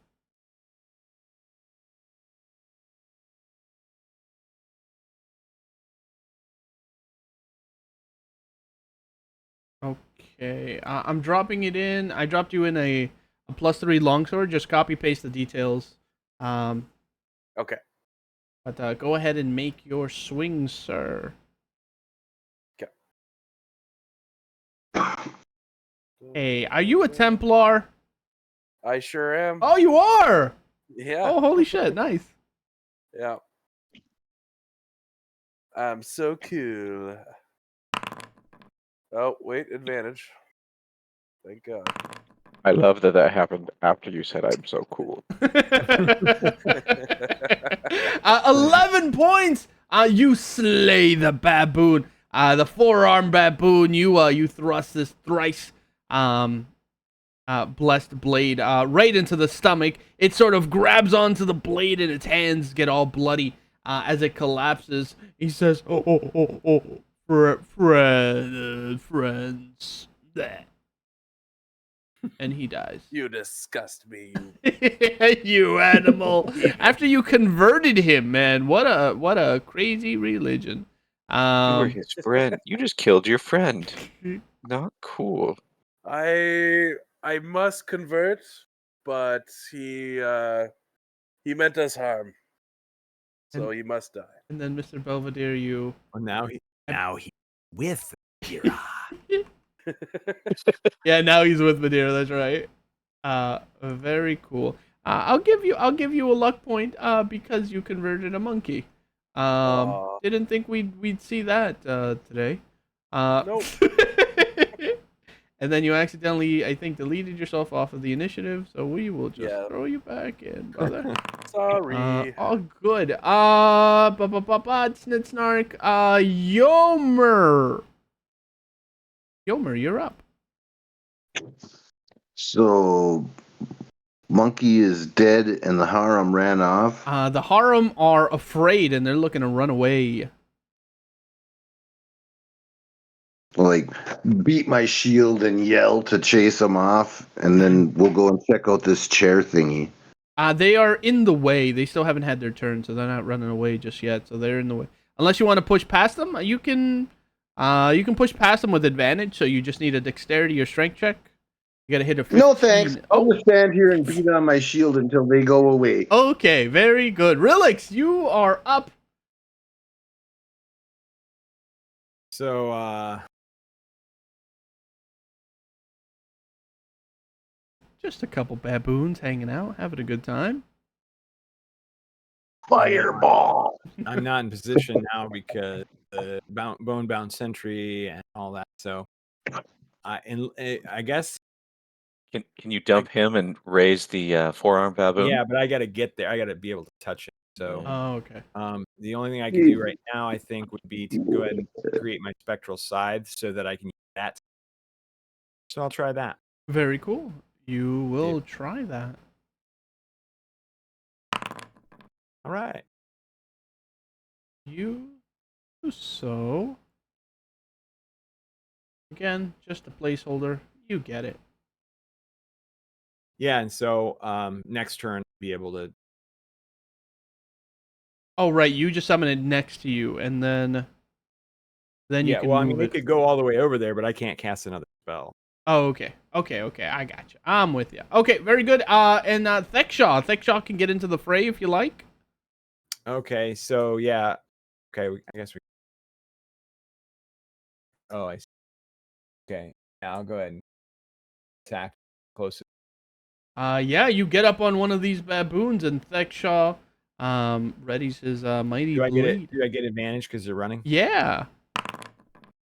The sword of the ancient, unbreakable and carved through any material. Very good. You stab it deep into one of these baboons. For 7 points.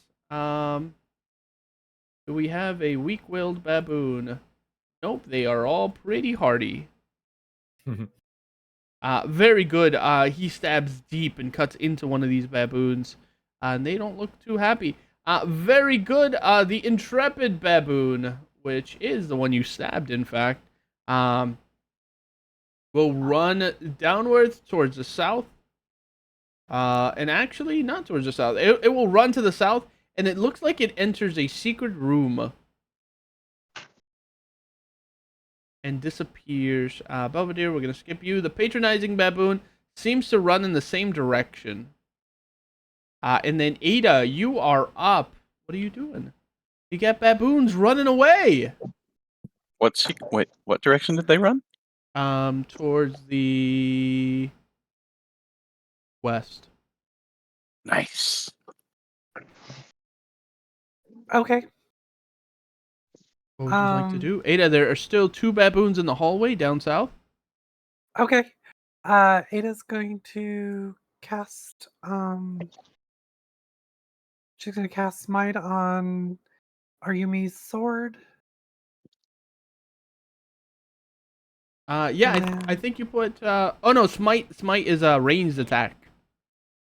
Oh shoot. Yeah, Is you want one to of smite them one of the near me? baboons? Yes. All right, you Sorry. do so successfully. You just click that D6 in the chat there. For 2 points. Very And good. then Ayumi's gonna go running after that one and attack. Get him. I don't know which one. Oops. I got have you. to I'll go down move the ya. hall, don't I? Yeah, there you go. Everybody's bunched up in the hallway. Perfect lightning bolt formation. Then she's gonna swing. Oops. A 10. You have advantage, so you can just click normal again. Okay. A 16 will do it for 7 points of damage. You cut deep into one of these baboons, and it hasn't been injured yet, but it will take 7 points. Very good. And then baboons! Baboons are running away. Another baboon. Beautiful. Oh, the beautiful baboon will run away as well. See ya. So if you guys let them, they are going to run off. And we can end combat there. Are they running down the secret passage that leads to where I'm at? Yeah. Mm-hmm.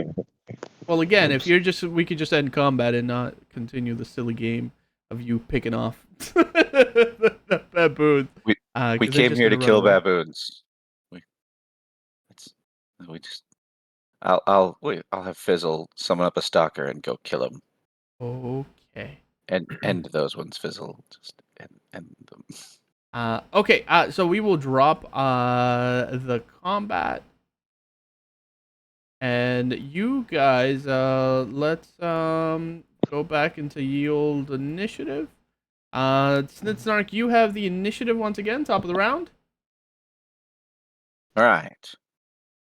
Where were we? Now there is a dead 4-armed baboon in the hallway. The other baboons ran away afeared, ascared, and such.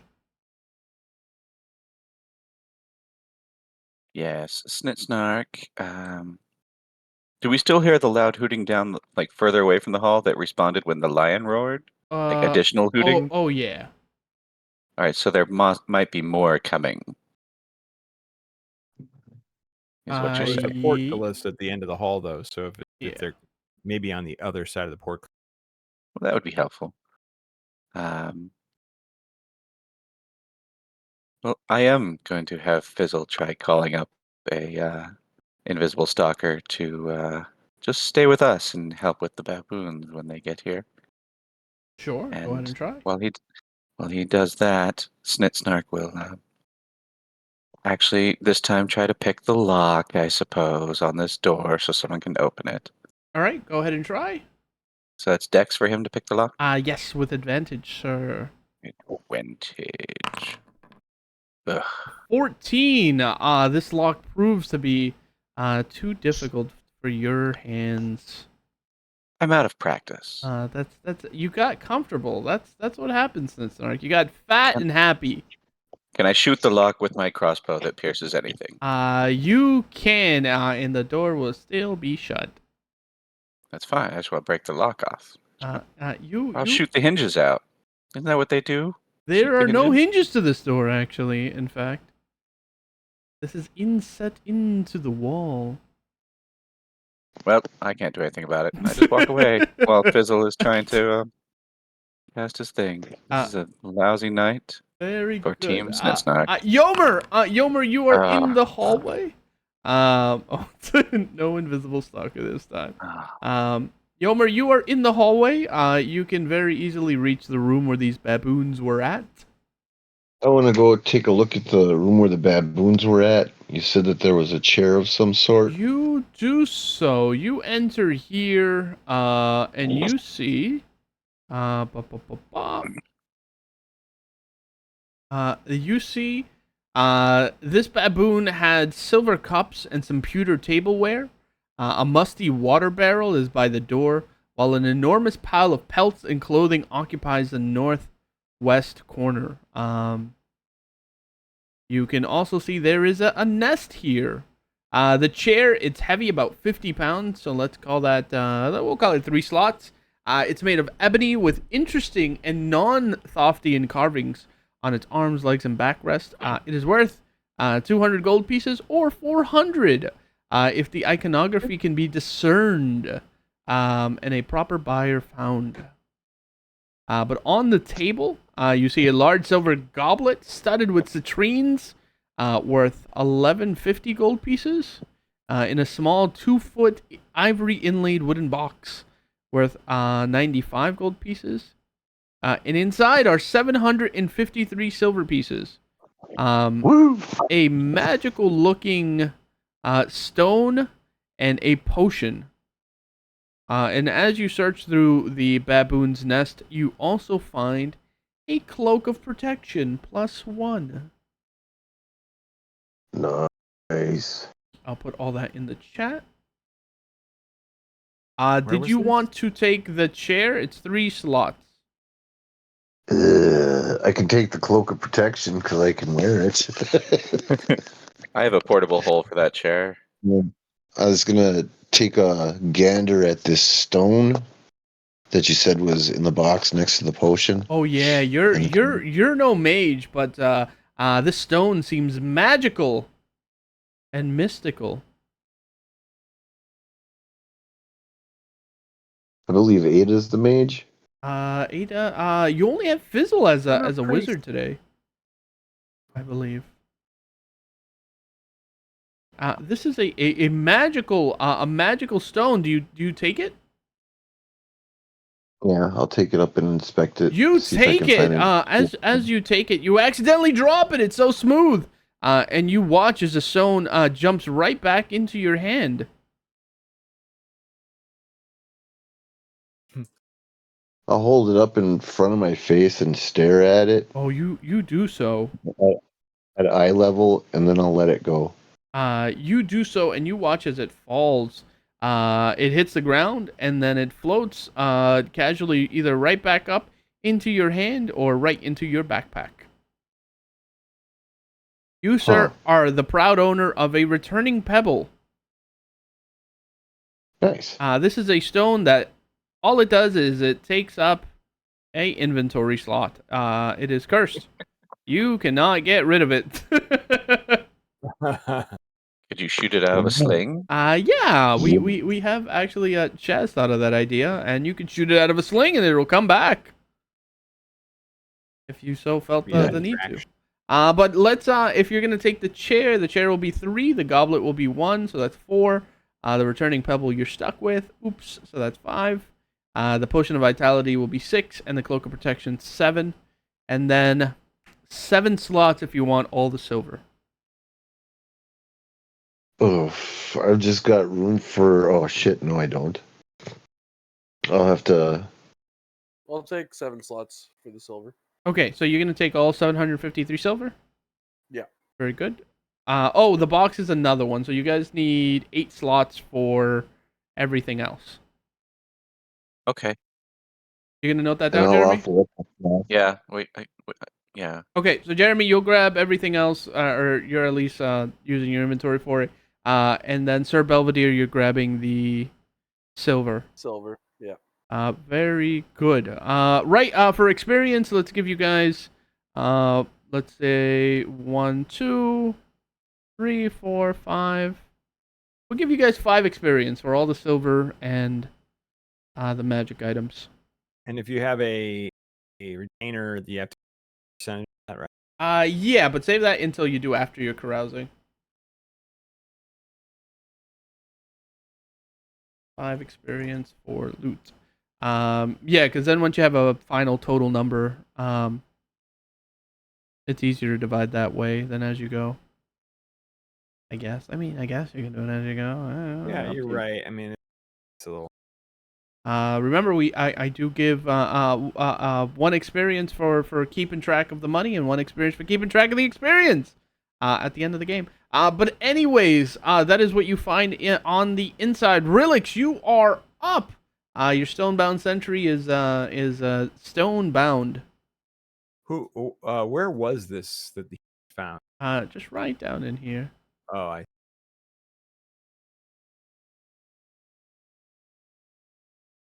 You still have your scythe out. How long does that last? A couple rounds? Oh yeah, that last. So I'm 10 gonna rounds. send it Yeah. down to try to raise the four-armed. Then this one would be a four-armed zombie. Yeah. That would be cool. I hope that it worked. Let's see what you got. You got the skills. Ooh, you do got the skills. So what level can you control now? So I can control up to 7. But I've got 4 available. If it's more than 4, then the large baboon will be destroyed, replaced by this. Okay. As long as it's not. It is more than 4. It is more than 7 in total. More than 7. Okay, so then it just wouldn't work. Okay. Yeah, you try to resurrect this body, and maybe it's still a little bit too fresh, but it is powerful. Its soul still clings on to this mortal coil. For now. Then yeah, what's area here to the left? That is another room. Lost. It's all lost. Feck shot. Oh, I think he's just under the dead monkey. Yeah, there he is. I was gonna have maybe go into that. Yeah, he will go into that room, and what you see in here is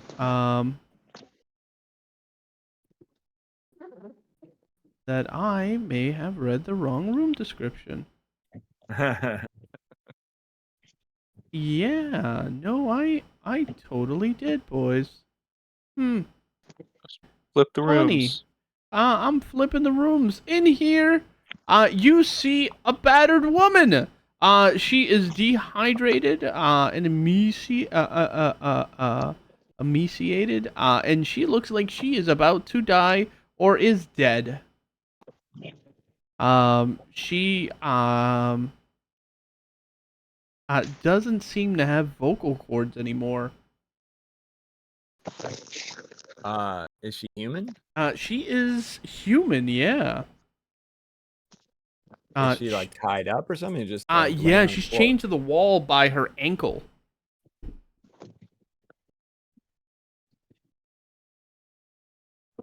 Is she conscious? I'll check to see if she's awake. She is not. In fact, she is naked, and definitely badly treated. Is she alive? Are you any sort of magic healing man of sorts? What's your background? Well, he's got a potion of healing. He can Stand definitely. aside. I shall heal her. Lay on hands, brother. Oh, you heathens, stand back. Let me heal. Yeah, everybody wants to rescue. Nope. Right. Snitsnark is rolling his eyes. Alright, so I'm leaving. Goody two shoes. Right.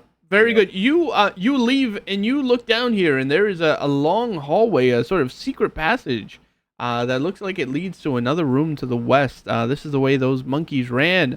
And you do see that there is a skeletonized body down here that is long since dead. It wears an apron and a chef hat. Is it humanoid? It is humanoid. It's you just said skeleton. Oh yeah. Long since What's dead. that? But I'll take a look at it.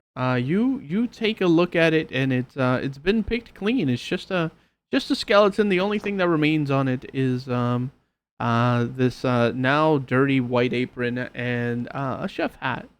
You know, with the furls and everything. Yeah. Okay. I mean, he'll put the chef's hat on. Oh, he looks great. If he didn't look scary before, no, he definitely looks scary. And that takes us to Sir Belvedere. You are up. There is a chained woman unconscious on the floor here, and it looks like her. She's got a major sort of injury on her neck, almost like her throat's been ripped out, but she still lives. I shall heal her. You may try, and you do so. Madeira blesses you as you bring healing to this woman, and she begins to blink her eyes, and she looks up, and she's surprised, and she touches your face, and she does the whole thing, touches your face all over, and she puts her hands up like in the air, like thank the gods kind of style, and you may thank Madeira. And she nods, yeah. And she points at the chains at her ankles. First, you must be converted to Madeira. Oh man, this didn't go so well last time. How many followers does Madeira need? Is he really so greedy? And yeah, she says, yeah, she's putting her hands up, like, yeah, whatever, man. By Hallelujah. the laws of Madeira and the universe, you are now part of the religion of Madeira.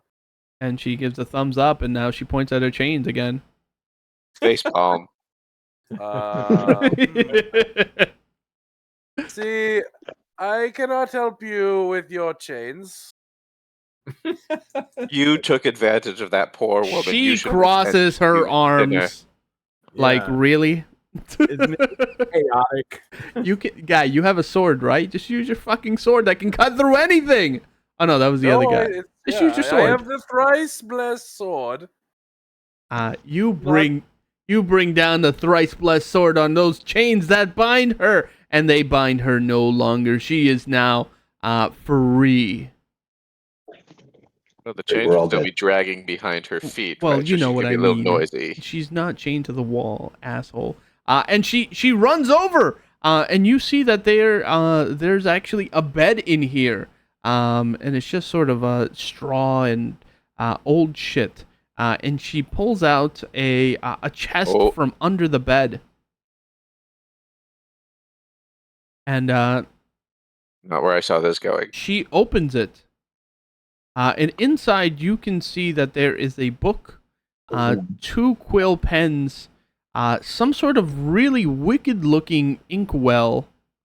There is scale mail, a helmet, a metal shield, a spear, a short sword, a short bow, a backpack, 2 potions in there, a flask of oil, a potion of sorts. There is a scroll case with 3 scrolls in it and 2 more potions, and there is also a key and a sack of gold. You open up the sack of gold, and you can see that there are 256 gold pieces and 348 platinum pieces. Woohoo! Nice. So what's platinum? Whoa. 10 gold, right? I believe so, yeah.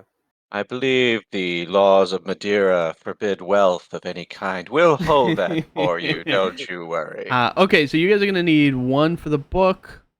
The Everfull Inkwell is a magic item, so that's 2.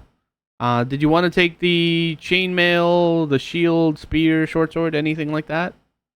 If it's not magical, then no. Okay, so that's How 2, many 3, 4, 5, Taking the scale mail though. 6, 7, 8, 9, 10. You will need 10 slots of just items. And then you're going to need 5 slots for money. So 15 slots total. Hendel's got that. Yeah, 15 I slots. have 8. Hendel has 21 slots. Okay, let's make life easy. Yeah, Nick's 15 slots from Hendel, and you guys can take all this stuff. Except the mundane shit. What mundane stuff was in there again? Scale mail, helmet, metal. Shield, spear, short sword, short bow. Everybody's torches will go out too, because that's an hour. So everybody Who's recast your fizzle? light spells or whatever have you. All right, just a moment. Who's Sorry. fizzle? That's one of my retainers. Oh, okay. I just lit one. Ooh. Ada, do you want a 2-hour torch or do you want a lantern-sized torch? Let's go for the lantern-sized torch. Absolutely. She wants to go big. Go big or go home, you know what they say. Alright, hopefully lantern. Bang. Very good. You guys relight. Let's just do an encounter check just because the lights went out. Nothing doing. Very good. So experience, let's do 1, 2, 3, 4, 5, 6, 7, 8, 9, and then all this platinum. Let's call it. This is a nice little hoard of stuff. Let's call it 10 experience. So we're at around 16, 15. 15. 15. I've got 15. All right, 10 XP for loot. Okay. Right. We continue onwards. You've healed up the woman. She is looking to get out of here as quickly as she can. She's sort of tugging at your shirt, like, "Hey, exit. Where is it?" kind of deal. If anybody speaks sign language, that'd be a cool moment. So Snitsnark is going to grab the short sword, the bow, and the mail if no one wanted those things. Oh, I was gonna grab the scale. If it's scale mail, I was gonna say, yeah. Yeah, it's just scale mail is just Trading chain for the mail in chain. this, right? Oh, Just gonna make it chainmail. Yeah. Yeah, I'll grab Yeah. those 3 things still because it's useful to sell. He's opening a store, and this is how he gets his inventory. right. Why can't Rilix? I can only see out of section. Even though I just tried lighting a torch, I still did. Oh, it's because I think you have Thexshaw selected. So if you click on Relix, you'll be able to see from his point of view. Oh, interesting. Yeah. Feature. Okay. But right, you guys continue onwards. For now, Mr. Belvedere, you can take her on as a retainer. She is a mute. Because she has had her throat or vocal cords ripped out one way or another. and been through a lot of mean and evil torture. Make her put this gear on. This will Guys, be my redemption quest to get the regeneration spell and return her voice. Oh, That's pretty the best you can cool. do with that spell. Oh my. Pretty cool. It is but a start. Let's see, do they describe her? They don't describe her. Let's say she has auburn hair. How about that? Auburn hair. Auburn. That's a good word. Word I have to look up. Auburn. Look up auburn hair. We jump to Ada. Ada, you are up. This prisoner has been set free. Let's give you guys 1 experience for setting free a prisoner as well. Can I borrow that key for a moment? Yeah, you grab the key. What would you like to do with it? I would like to try the key on the door up here to the north. You do so, and you find it. It clicks open. Ooh. You open it, and up ahead you can see another hallway that ends at another door.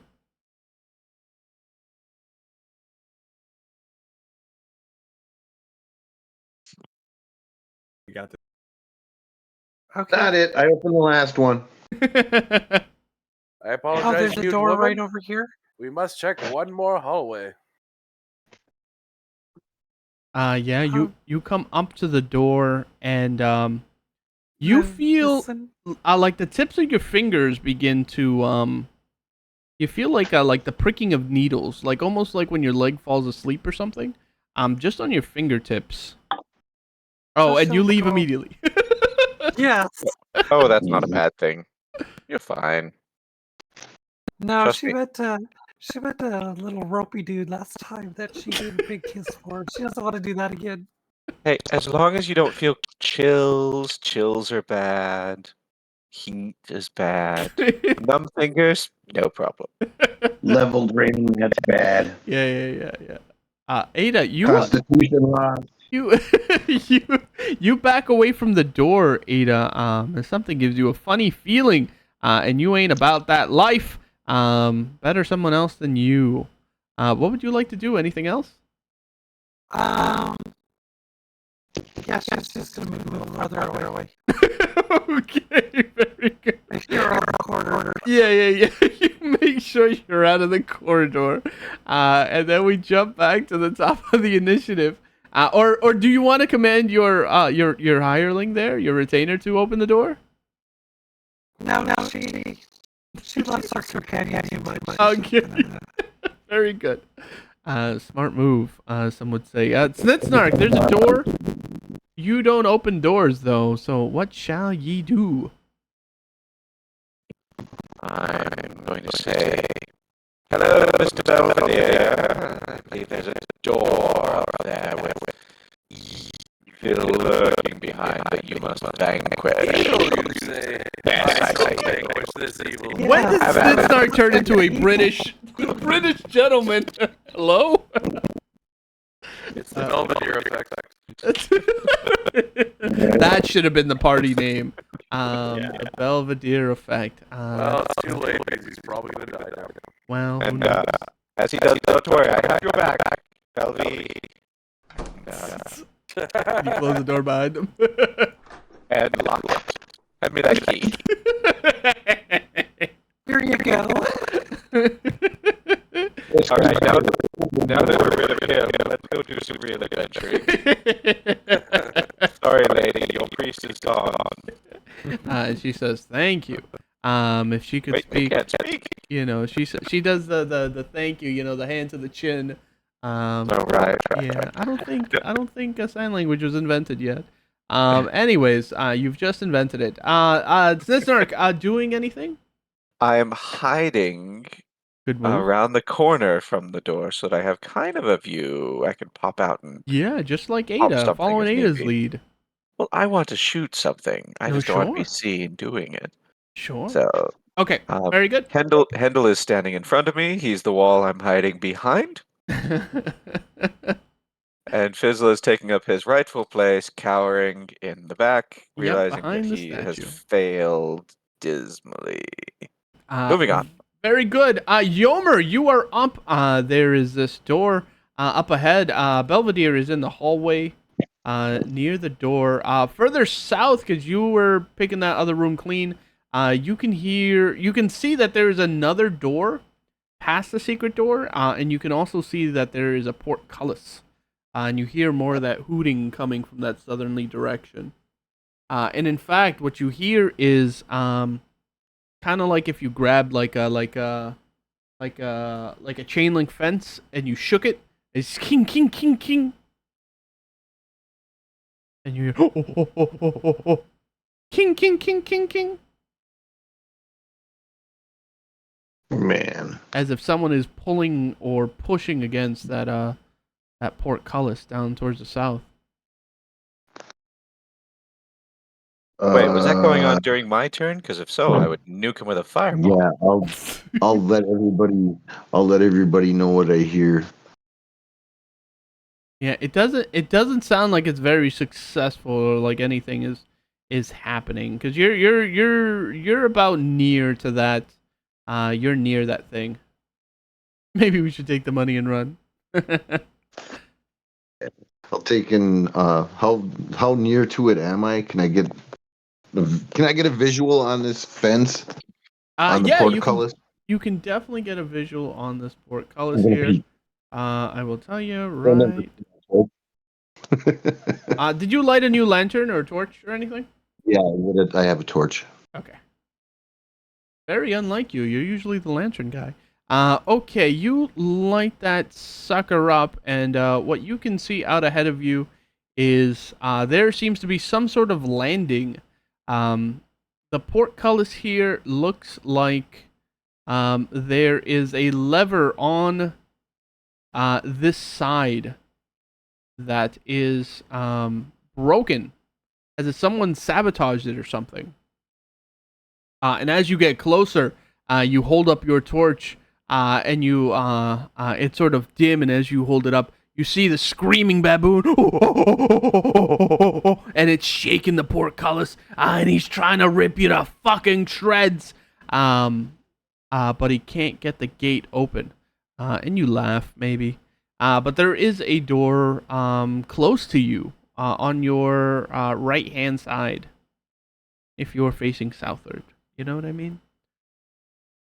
So there's the portcullis before me, and then off to the right, there's another smaller door, a man door. Yeah, the portcullis is to the south of you, directly to the south. And there's a dead baboon that's kind of strewn on the portcullis, as if trying to run away from the side that you're on. And then there's the door directly next to you. But the portcullis looks like it's been physically disabled, right? Yeah. You said that it was damaged on this side. Yeah, it might take a great feat of strength to lift it, but it doesn't look like one baboon is doing it. Is gonna do But it at least. there's just the one going nuts on the other side there. Yeah. All right, I'm gonna do a monkey lullaby and try to chill him out. And Sure. I'll call back to the party and tell them what I've seen. Very good. You're gonna try to monkey lullaby, so you're gonna try to, what's it called, transfix or whatever? Yeah. It's a 14, and then I got a plus 3 to the roll, so 17. Very good. That monkey is stupefied, baby. You play that monkey lullaby, and he's just kind of waving left and right, fixated on your every word. You return to the party as the party is waiting to see what Mr. Belvedere finds on the other side of this hallway. And Yomer will inform you guys about the portcullis and another door far to the south. And very good. Rilix, you are up.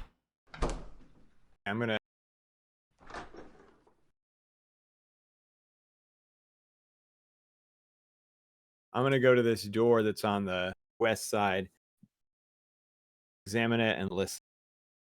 You listen in. You hear. First you smell.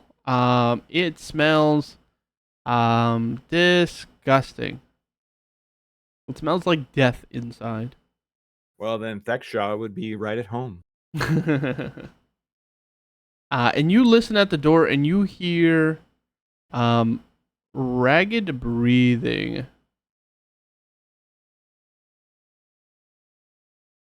So,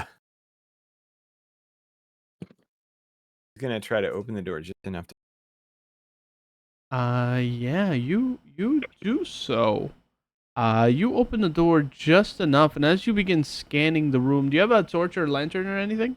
Yeah, I do actually. He's Okay. lit his lantern. You start looking about the room, and you hear kind of a chain jangling. And as you look around the room, you can see that on the south wall are a series of hooks which hang corpses of various creatures. Several baboons, 2 goblins, a human, some sort of fungus-like person thing, and 3 giant centipedes. Also along the south wall are a dozen or so old-looking crates which have been thrown. A large number of dried mushrooms are on the floor, about 50 freshly dead giant insects of various species, about 20 pounds of dried fruit and vegetables, and about 300 strips of dried meat of various and dubious provenance at the western end of the corridor. This is what spooks you. Are 2 4-foot-tall containers filled with water. But not only that, as behind that container, you see a man. His face, another emaciated. Yeah. That's the word. Basically. Man. And he, his arms are chained together. His hands are chained together. And you can see that hanging on the wall is also some wicked-looking whip. And the man is sort of cowering behind this barrel as the light shines in from Thexshaw's torch. Does any of the stuff hanging on the wall look to be alive? No, everything looks dead. The only live thing in here is this elderly human slave. All right. Well, I think he's gonna come on in. Oh, you Oh, come he's on in, and this guy jumps behind another barrel, and he begins, and he begins Sounds sort like of walking on the ground like an ape. And he hisses, and he bears what little he has left of teeth. I'm gonna take the whip off the wall. You do so. You gain Snapper, an enchanted bullwhip. Unsure what it does, but you will gain 1 experience for it. We'll figure out what the fuck it does at the end of the adventure. Then I step back out into the hallway, say, "There is something you might want to see." Are you sure that's the voice you want to go with? That's gonna hurt after a while. Well, it's Thexshaw. He doesn't talk very often. Yeah, it's true. It's true. When he talks, it's volumes. Yeah, you guys hear again from the south. More interesting things to see. So okay, then back up to Rillick. Yep. He's going to unbone-bound sentry the baboon skeleton. Oh, you can undo it. Oh, very cool. Well, that's what I want to know is, would it be default in any spell in Shadowdark that's like 10 rounds? Is the default that you could cancel it, or is the default that you can't cancel it and you have to wait until it expires? Rules is written, nothing even like gaseous form doesn't say you can undo it. Which is really fucking weird. There's no spell that says you can undo what it says, But I think Right. the rules as intended are that you could probably drop concentration on it. You know what I mean? Right. Yeah. That's at least how I rule it. That you can, if you're focusing on a spell, you could just be like, nah, I'm not doing that anymore. Yeah. That's what I was thinking too. But I could always add it in the description. Sure of that. Yeah, I mean, all it would take is a simple, you can undo it as item interaction or Can be whatever. Or you can dismiss it at will. Yeah, it can be dismissed. All right. So if that is the case, if in this game, then I will go ahead and dismiss it so that bow. You do so. Your skeleton stops becoming this mound of skeleton and rebuilds itself back on two hind legs. And I send it into the hallway with Mr. Belvedere. Very good. And then we will do sort of this room, and then we will wrap it. What time did we start? 10? We're closing in on game time, right? Yep. Yeah. So very good. You send the skeletal thing up there, and then Mr. Belvedere, we jump to your turn. You have this door in front of you. Your fingertips feel numb. You feel just this slight tingling sensation, if you will. I fear not. I will open up the door. Go get him. Very good. You put your hand on that doorknob, and what you feel is suddenly you're flooded with like these whispers in your head.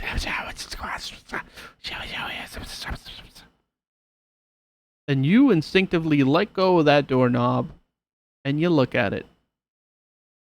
You're converted to Rimak Isfet. Yeah, right. Would you like to proceed? Yeah. Very good. Go ahead and open that door. If I could. Oh, there you go. It is dark. I will put away my sword and light a torch. Dun, dun, dun. You do so. What you see in here may surprise you, because what you see is a barrel vaulted chamber that boasts a strange shape to it that is almost acoustical. As the clanging of that skeleton coming up behind you, you can hear it sort of echoing in this room. And you can see the interior walls in here are sheathed in brick, topped with a layer of painted plaster. The paint is a vibrant royal blue and is still mostly intact. The ceiling is 25 feet high in the center, but only 15 feet tall at the sides. 11 slim floating columns rise 10 feet from the floor. They are stone sheathed in flaking painted plaster. The northeast side of the hall is open to the great chasm. A 2-foot brick wall extends along the lip of the chasm, save for a 10-foot stretch in the exact center of the room's width. Here, I'll move you along so you can see what the fuck I'm talking about. Thank you. Right? Yeah. And we'll get rid of some of this wall because this is supposed to be the chasm. You get it. Right? All that black spacing is just the earth. Mm-hmm. Or the pit. Right. What else? Unobtrusive. No. Yeah. No. There is a 10 foot by 15 foot by 5 foot platform that occupies the center of this hall.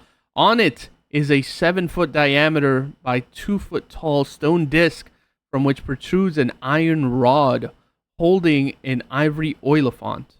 The edge of the platform bears the following inscription: Halls of Echoes, name thyself and whisper thy message. Thou shalt be rewarded in thine ear. The oliphant has been carved with images of ibises. Per the inscription, you recognize this because you are a holy man. So, anyone, you need to state your true name. and whisper a message into the Oliphant, and then you have to place your ear against the aperture to receive a message.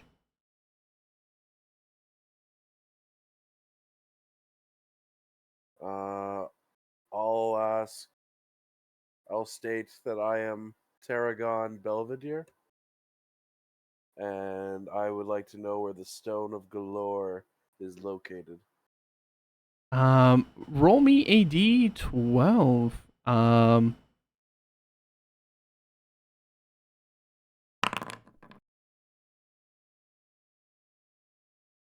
Then roll me a d30. R/30? Yeah, /r space 1d30.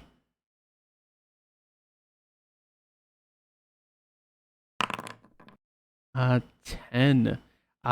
You hear back in whispers.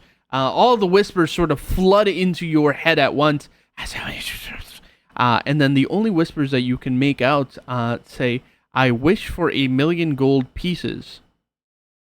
And, this thing doesn't work at all.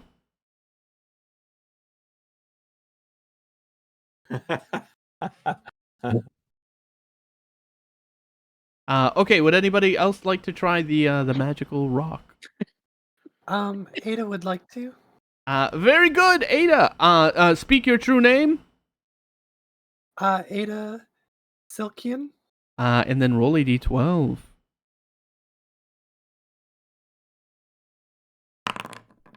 A 7. Roll me a d30. Do you want to hear my question? Yes. What is your question? Where do I find true love?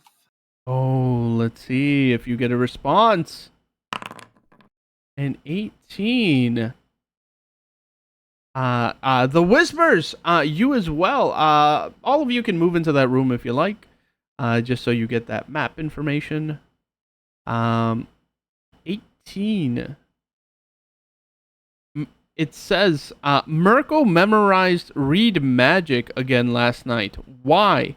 Why? What the fuck? I'll put that in the chat. I must find this Mirko. Not how you found. Yomer or Snitsnark, anybody else want to hear some whispers? I've got enough voices in my head. Thank you. Sure, 10. Fair enough. Very good. Your whispers. I was gonna say Yomer's gonna give it a shot.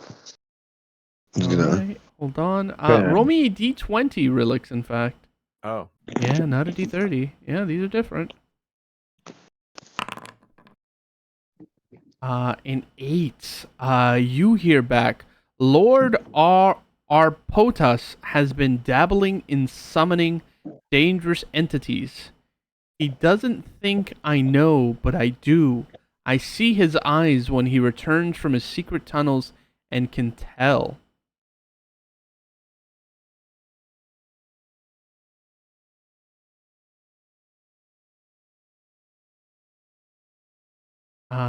Very good. Yomer, roll me a d12.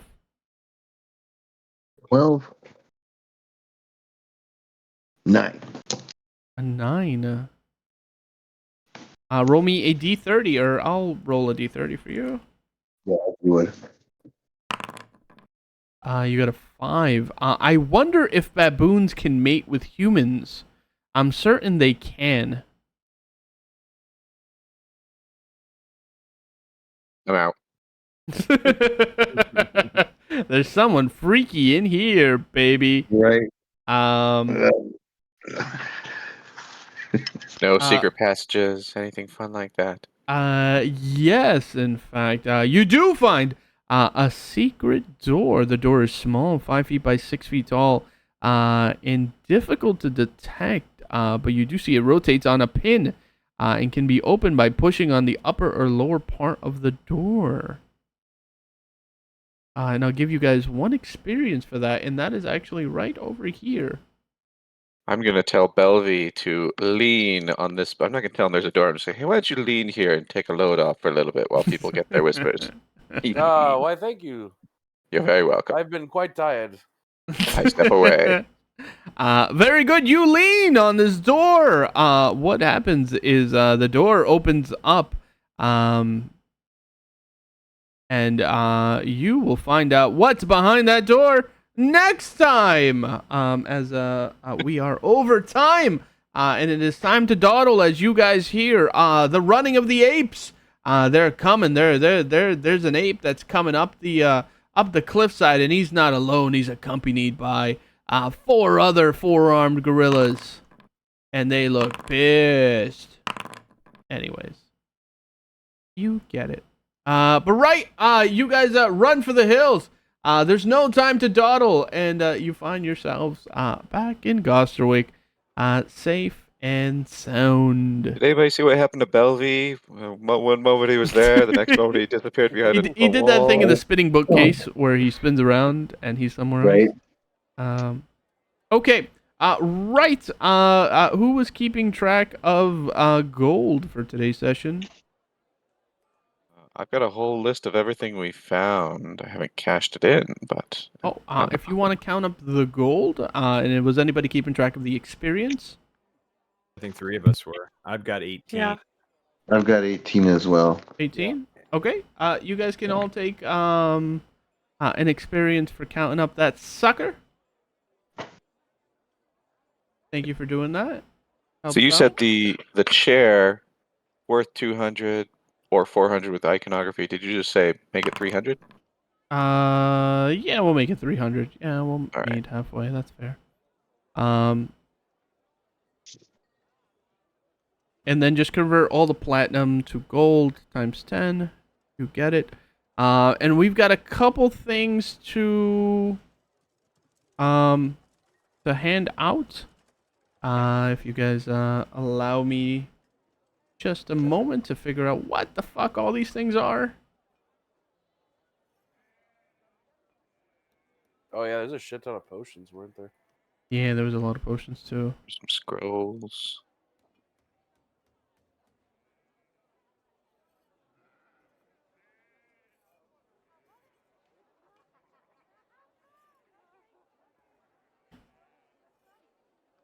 What the hell is this thing called? Everfull.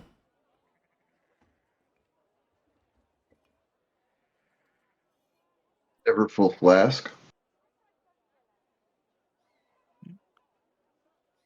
No, this is an inkwell. I hope it's not literally, it's just an inkwell that just is always full. It's gonna be I bet fucking it You is. bet it is. I know, I do bet it is too. That'll be good in my new laboratory. You are a greedy goblin man. Fizzle's new Everfull laboratory. inkwell. The simple practical item is carved out of onyx. It never runs out of ink. It is thus invaluable to sages, scholars, and magic users. 10% of the items create ink suitable for scribing magic scrolls, and are worth 10 times the normal value. Let's just call this 1d4 times 100. If you wanted to sell it, it would sell for 300 gold. So unless anyone has differently, I'll put it in the chat, but I've got 5,356 gold.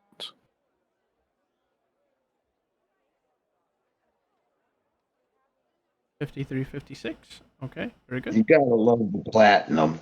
Gotta love the platinum. Okay. Everfull inkwell. Does anybody want this item, or is it you selling this? It's pretty fucking neat.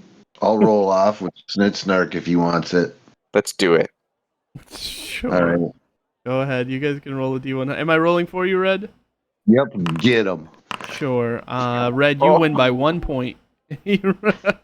Red, you get an Everfull inkwell. Don't know why you guys would want it, but Wait till we start selling scrolls. yeah. Right. Yeah. Okay. Sure. Right. The next thing, there are 2 potions of levitation. I'll roll for one. Anybody else? I would take one. Anybody else? Yeah. Very good. Oh, Ada wants in too. All right, so you guys can roll. Two highest will win it. Uh-oh. And hit it. So Got it. Ada. Oh well, let's see. Well, hold on. It might roll worse. Okay, Ada and Relix. I will add a levitation potion. Hold on. I'm just gonna add the spell levitation, and then hopefully I can make that a thing. Levitation. Is that second level? Yes.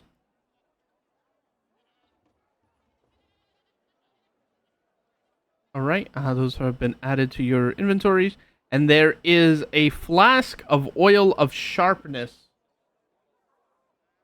Ooh. Yes. And then hold on. Oil of sharpness. Let's see what it does.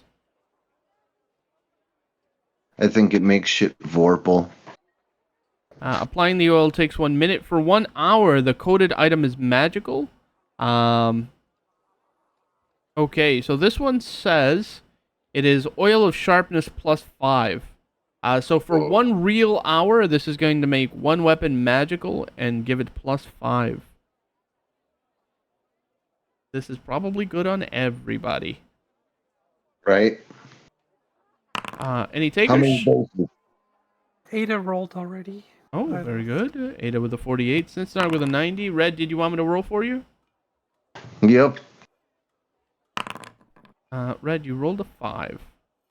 Anybody else? Any other takers? Very good. That's gonna go to Snitsnarg then. That's oil of sharpness, 1 hour. +5. That'll be useful sometime, maybe. Okay, and there are 3 wizard scrolls: scare, hold person, and hallucinatory terrain, which we're just gonna call illusion. If you guys resell it, we'll say this is gonna be 2d4 times 100. It'll sell for 500 gold pieces, all 3. Works for me. I'll Selling it? take illusion. Work. I'll take illusion if no one wants it. It's hallucinatory terrain. It's just the illusion spell. Oh yeah, Red, you can use wizard scrolls too. Yeah, 'Cause you're a I'll roll bard. for it. All right. Just Class? a wizard. Oh. Really whole- was playing instruments. I didn't. Yeah, bards can use magic wands and spell scrolls. From I think any class or just the wizard class. I forget which one. I think it's any. Yeah, from I any didn't As class. far as play music. Well, Yeah, no music. Can't play any music. I thought that it was pretty limited. I thought that the bard class was very different than the bard class. Yeah, no, no, it, they went it changed a cool and couple then put the times. It dabbler. sounds. Yeah, Oh, I yeah. have like the old version in there, but Yeah, that's probably what I'm. Yeah. Okay. okay. So there's scare, hold person, and illusion. You guys wanted to fight over illusion. You know what? Why Yeah. don't you take illusion? I'll take hold person. I don't think I have that either. Okay. I'll let you take it. Okay. So Red, you can take a scroll of illusion, and then Fizzle will take the. And then scare will sell for just 100 gold pieces. So I'm just gonna add that to the total. What is next? 2 potions of extra healing. This is just a potion of healing.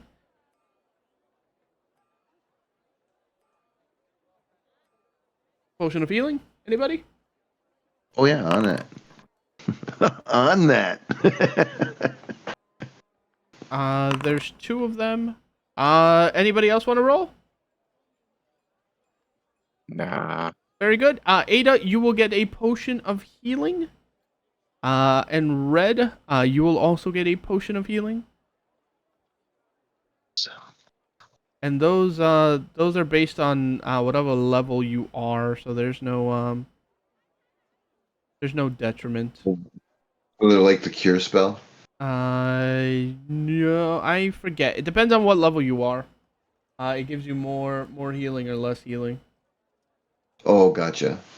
Yeah, if you're 4 through 6 is 2d8. If you're 7 through 9 is 3d10. 10th level plus is 4d12. Okay, next matter of business is the returning pebble. Red, you are stuck with that. Sorry. And then the next thing is a potion of vitality, which I forget what that does. I feel like I've given you one of those, Red. I have one, yeah. Rollsies. Do you have the notes for that? Nope, I don't.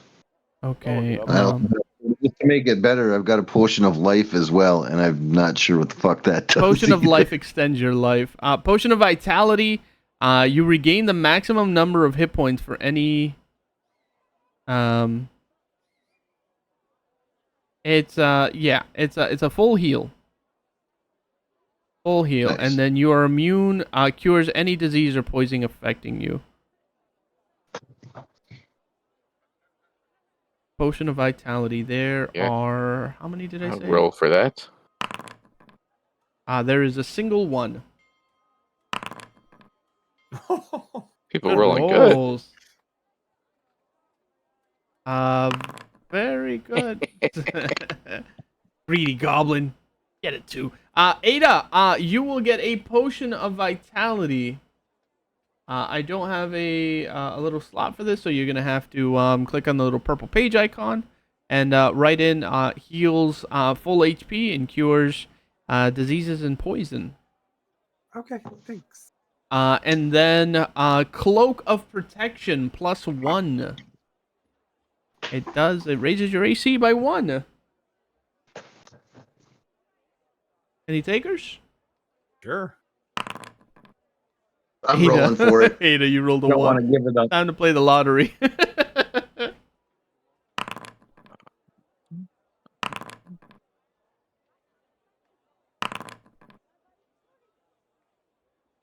Acrylics.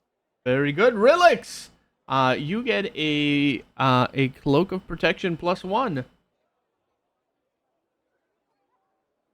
So if you want, here, I'm just going to add another bracers of defense to your character sheet, and then you just rewrite it.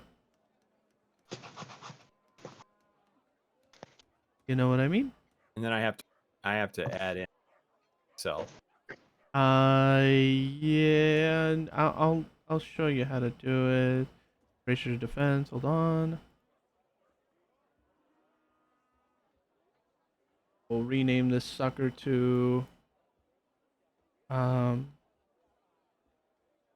Cloak of Protection.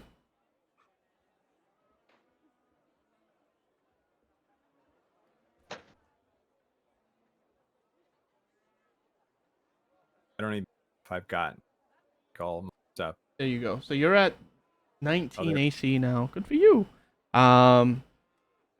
Okay. And then what else are we looking at? I think the very last thing that is left is the whip called Snapper. Deal me in. You guys will need to learn how to use this whip. Unless your class can already use a whip. And let me just read you what it does. Freaky bondage shit. I hear a lot of rolling, so I guess this is a hot item. Farcat, you better not be rolling for another goddamn whip. Oh, you know I am. This black leather bullwhip is normally a whip +1 to hit, but is +3 versus animals. If wielded against or even demonstrated to the baboons of Arden, the baboons automatically have reduced morale and are twice as likely to flee. So they're gonna flee. Morale checks will be at disadvantage. This whip has a range of 10 feet and requires 10 feet to use, but inflicts a D4, not counting magical damage.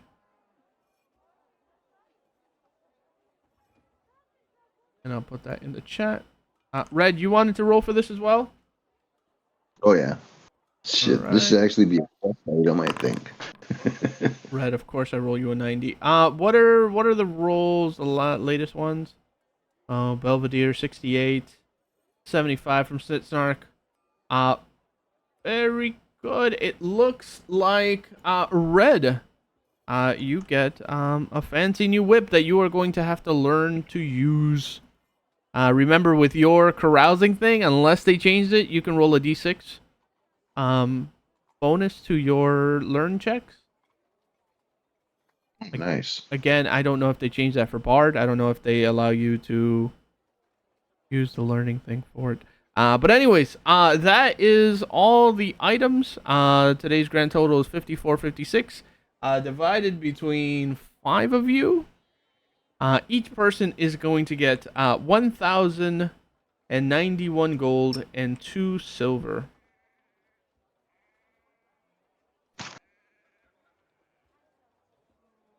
Your retainers, you guys will have to pay 272 gold to your retainers. And then let's talk carousing before you guys give your experience to your retainers, or if you haven't yet. Or I etc. refuse to drink. I will not be partaking. Wow, would you? Are you going to learn a skill? Yeah, sure.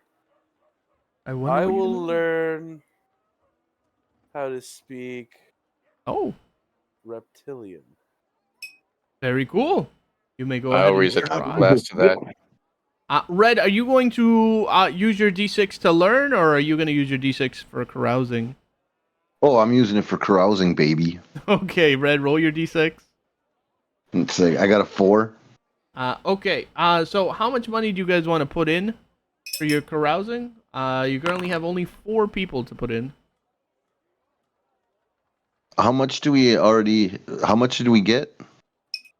For money, Each got you guys got 1,091. 1091. Nice. Put I'm in. saying go max, go bigger, go home, baby. That's right. Yeah. I'm down. All right. So 1,800 divided by the 3 of you. No, 4 of you. Pardon me. It's going to be 450 each one of you, except for Mr. Belvedere. Come on, Belvy. How do you do it for the All right, I'm not gonna partake, but I will. Buy for your friends. I'll buy for everyone. Okay. So 1,800. Now you're screwing up the math here. 1,800 divided by the 5 of you. Everybody puts in 360. Wait, he said he'd buy for everyone? I don't have that much money, unfortunately. That's not what he meant. Nice try. Yeah. But if I could, I would. Yeah, so everybody is going to Bottom put of my in heart. 360. And everybody can roll a d8 plus, how much did you say, Red? 4. A d8 plus 10.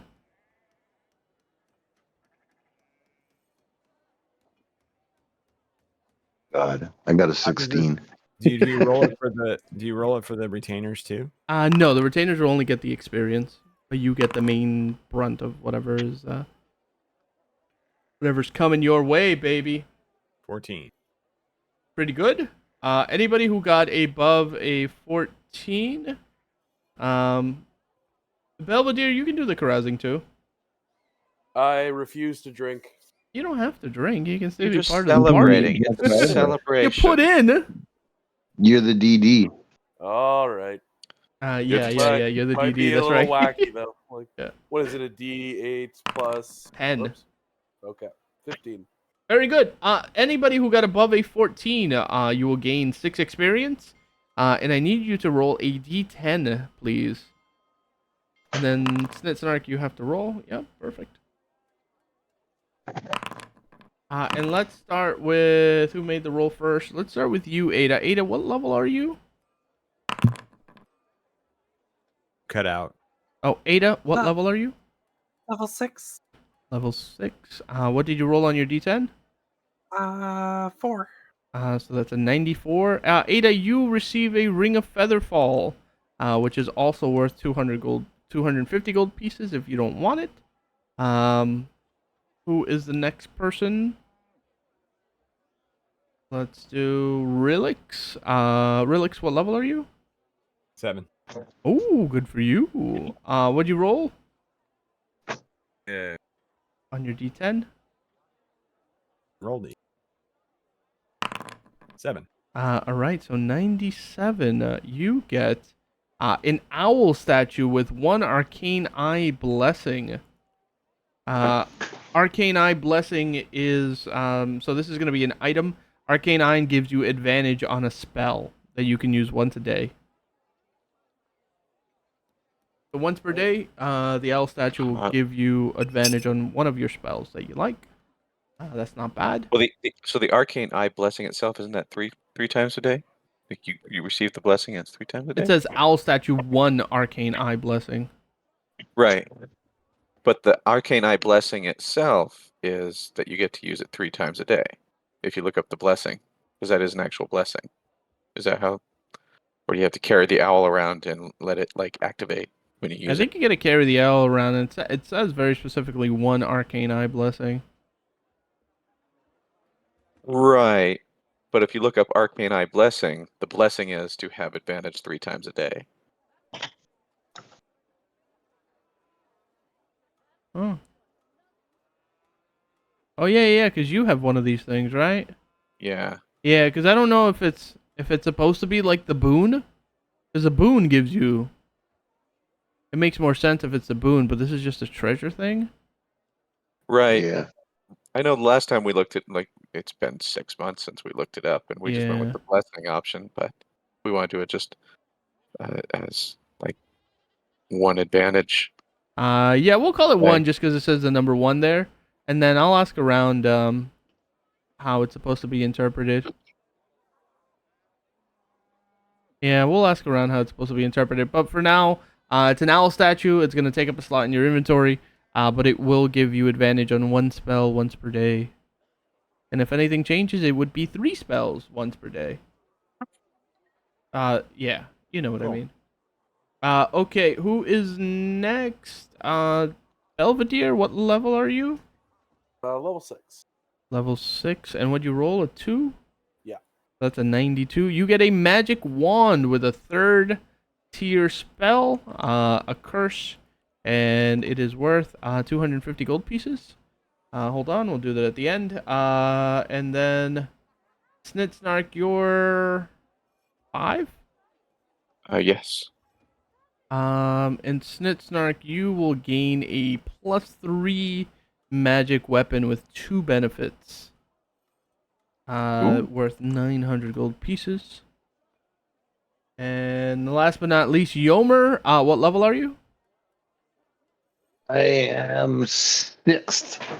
And I rolled a 9. Ooh, a 99. You get a Kytherian cog, sir. Hey. So you start the game with a luck token.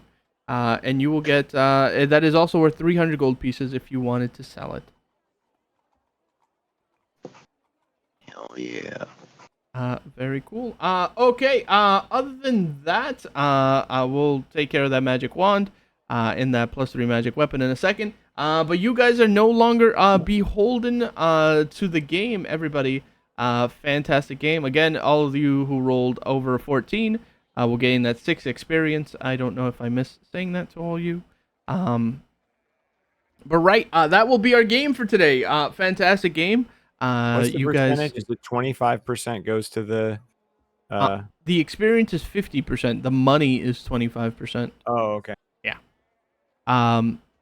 Right. You guys were introduced to some new allies, perhaps some new foes, with grand schemes and plans. Will you end up joining them, or will you take the side of the Setites? Maybe there's money to be made from the Setites, for protection from these other adventurers. Who knows? Some of you are chaotic, some of you are neutral, so you don't mind working for either side if push comes to shove. But we will find out what happens with Isadora now that she's back in town, baby. and who this mysterious silvered-haired woman is, and what does she have to do with Isadora, and who won the arm wrestling contest. Will we ever know? Will Snitsnarks ever get in trouble with the law for hiring children to work at a bar? Find out next time on the next episode of the Halls of Arden and Vol. But everybody, that's been our game, and thank you so much for playing today, and we will Thank catch you up on for the next running. one. All right, guys.